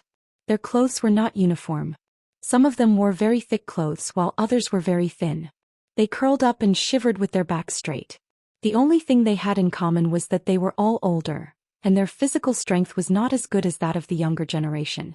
Oh my God, it's so cold. He opened his mouth and exhaled a breath of white air. The hot air that he had painstakingly held back escaped again. Stop talking. The more you talk, the colder it gets. If you have the energy to talk, why don't you shake a little more? If you can't do it, pray to the gods. I think it's a little useful. In this era, ordinary people relied on walking to get around. Did they rely on shaking to keep warm? As for hot water pots, they did not exist. They were just a group of old, weak and disabled soldiers. It was good enough that they could survive in this world. How could they dare to ask for more? The veterans, guarding the city gate, huddled together to keep warm. They barely had some warmth. In a world of ice and snow, they did not have enough clothes to keep out the cold. When guarding the city during the day, they just sent 1 or 2 people to stand guard. The others huddled under the pilasters to take shelter from the wind. They huddled together to keep warm. When the people on guard could not stand it anymore, they would take turns to do it. At this time someone complained, I wasn't on duty today. I really don't know what's gotten into the higher-ups. They transferred everyone away and made me the scapegoat. You're not the only one who's unlucky. Stop talking. It's the chief's order to transfer people away. They've gone to eradicate the heretics. Heretics? Who's the heretic? Who else can it be? Lucy from next door. If the gods say he's a heretic, then he's a heretic, a demon who brings disaster to the world. Lucy? Almost everyone in the north knew this name.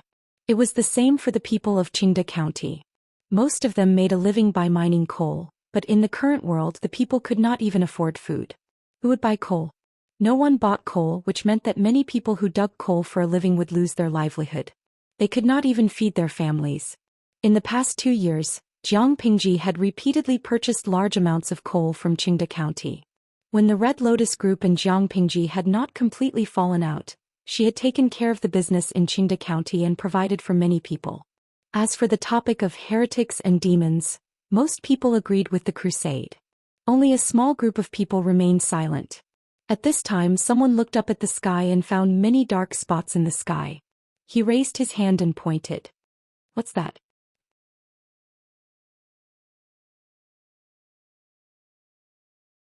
Chapter 636. Enemy attack. Enemy. A wave of arrows fell from the sky and landed behind the battlements. The voices of the gate guards stopped abruptly, and they let out a soft whimper. Their half-standing bodies collapsed with a loud crash, but the rain of arrows was still falling. Soon the fallen corpses were pierced into hedgehogs. Dark red blood flowed out of their bodies and seeped into the stone bricks of the city wall, dampening the ground. A nauseating sweet and fishy smell filled the air. After the first wave of arrows, everyone, regardless of whether they were standing or sitting on the ground, was on high alert. How was this possible? Why were there enemies? Someone was shot in the arm by an arrow. He clung tightly to the base of the battlements, holding a wooden shield in his hand, and quietly poked his head out. It would have been better if they hadn't seen it, but once they saw it, they were almost scared out of their wits. Beads of cold sweat broke out on their backs. The snow under the city wall was thick. At first glance, it seemed nothing, but when they looked closely, they could see something wriggling quickly on the snow, like a swarm of ants surging toward the city wall. When they got closer and looked again, it was clear that there were countless enemies. Who were they? Where did they come from? The rain of arrows continued to fall from the sky. The Red Lotus group was scared out of their wits. They didn't even realize that the enemies under the city wall didn't carry any siege equipment. As long as they defended against the rain of arrows and organized a wave of counterattacks, they might be able to survive a little longer. However, they were already stunned by this sudden wave of attacks. Not to mention organizing a counterattack, it was already good enough that no one stepped on them. Some soldiers hurriedly picked up the weapons that had been placed aside and tried to shoot arrows down the city wall. More people covered their heads and scurried away. Dian Yen watched Jiang Pingji ride away and secretly gritted his teeth. He ordered the soldiers to continue advancing down the city wall while continuing to shoot arrows. Cover the Lord. Yang Si, who was at the back, saw Jiang Pingji's figure that had shrunk to a small dot. He was so scared that he almost fell into the snow. Even if she was the commander of the vanguard battalion, who would act so willfully and recklessly like her? Yang Si's heart was in his throat. He almost forgot how to breathe. He stared ahead without blinking. Even though his eyes were a little sore from staring, he still didn't dare to blink. He was afraid that Jiang Pingji would die on the battlefield in the blink of an eye. The current situation was much more thrilling than yesterday's skirmish. Just the height of the two city walls was not on the same level. Yesterday, the small city was only slightly more than 20 feet high. His lord could climb the city wall with her coquettish movements. What about today? How was the Lord going to get up the city wall that was 30 feet high? Jiang Pingji had only climbed halfway. Perhaps she would be shot into a hedgehog by the Red Lotus group on the city wall. At this moment he finally understood Wei Si's sadness. With such a carefree and worrisome lord, the officials were either worried sick or scared out of their wits. Yang Si felt that his lifespan would be halved if he were to go through 2 more rounds like this. It would be difficult for him to die of old age. The viewers in the live stream also felt the same thrill as him. Yang Si was holding the line at the rear. His eyesight was limited, and he could only see Jiang Pingji's figure turning into a blurry red and white dove. However, it was different for the audience in the streaming room. Their perspective followed Jiang Pingji's movements. How could that feeling be described as pleasurable? It was even more exciting than watching a 3D movie. If their faces were closer to the screen, it felt like those arrows would fly out of the screen and pierce through their brains. Jintian Changsho, I'm going to die, I'm going to die, I'm going to die. Streamer, be careful. Cheongda Jibukeguo. F***ck, that arrow just now was too thrilling. If it wasn't for the streamer's quick reaction, wouldn't her body have been pierced? I still need to work hard this month. I'm trembling. Even time travel is so dangerous now. Henceforth Tian Sigging. I'm scared to death. I estimate that pair of broad axes must weigh more than 50 kilograms, right? How strong is the streamer? She looks so relaxed. If it wasn't for the fact that it's impossible for the streaming room to be fake, I would have thought that they're imitations. The viewers couldn't be blamed for their doubts. Jiang Pingji could wield the spear so fast that it left afterimages, but it was too much for her to wield a pair of long axes so fast that they left afterimages. Fortunately, Jiang Pingji had already turned off the bullet screen. Otherwise, the overwhelming and colorful bullet screen would have drowned her vision. With Dian Yen supporting her from the rear, there were very few arrows that flew down from the city wall. Relying on Little White's speed and explosive power, Jiang Pingji seemed to be in danger, but in fact she perfectly avoided all the cold arrows with hidden killing intent. She approached the city wall without any danger. Yangxi was so anxious that he gritted his teeth. The height of the city wall of Jinmen County was different from that of the small town yesterday. How could she climb up? In his anxiety, Yangxi unconsciously clenched his fists. His nails were deeply embedded into his flesh, leaving a few nail marks on his palm. Compared to his worries, the viewers in the streaming room were mostly watching the show.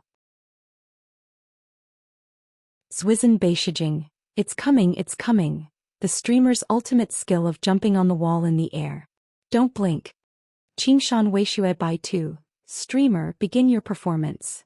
However, to everyone's surprise, Jiang Pingji didn't pull out a rope or anything else at all. She was less than 20 meters away from the city gate. The muscles in her right arm suddenly swelled and accumulated strength. Her arm was bent like a bow and the handle of the axe was thrown out by her. Her calm face had a hint of ferocity. In the next moment, a loud rumbling sound came from the city gate. The long axe was deeply embedded in the city gate. The entire body of the axe was completely submerged. Like a spider web, cracks spread in all directions with the long axe as the center, and a thin layer of ash spread out. The entire city gate trembled. She threw it with too much strength. Little White raised its hooves high. Its body was almost perpendicular to the ground. It looked up to the sky and let out a roar. Jiang Pingji had expected this.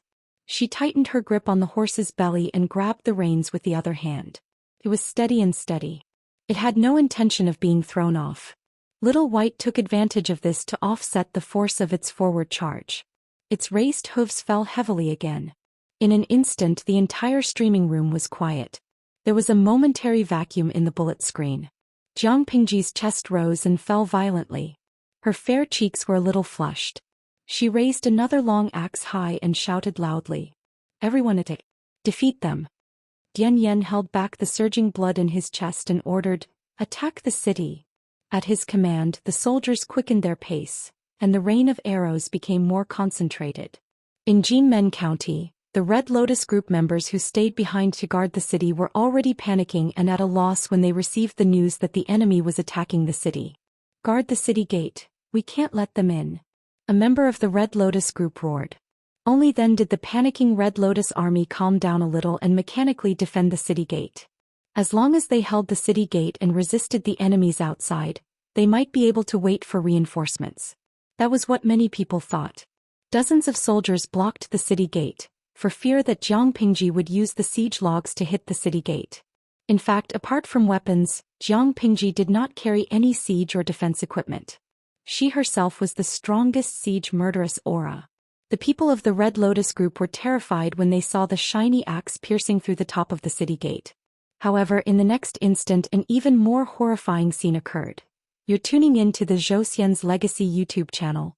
Don't forget to subscribe and join us on this journey to catch the most captivating stories.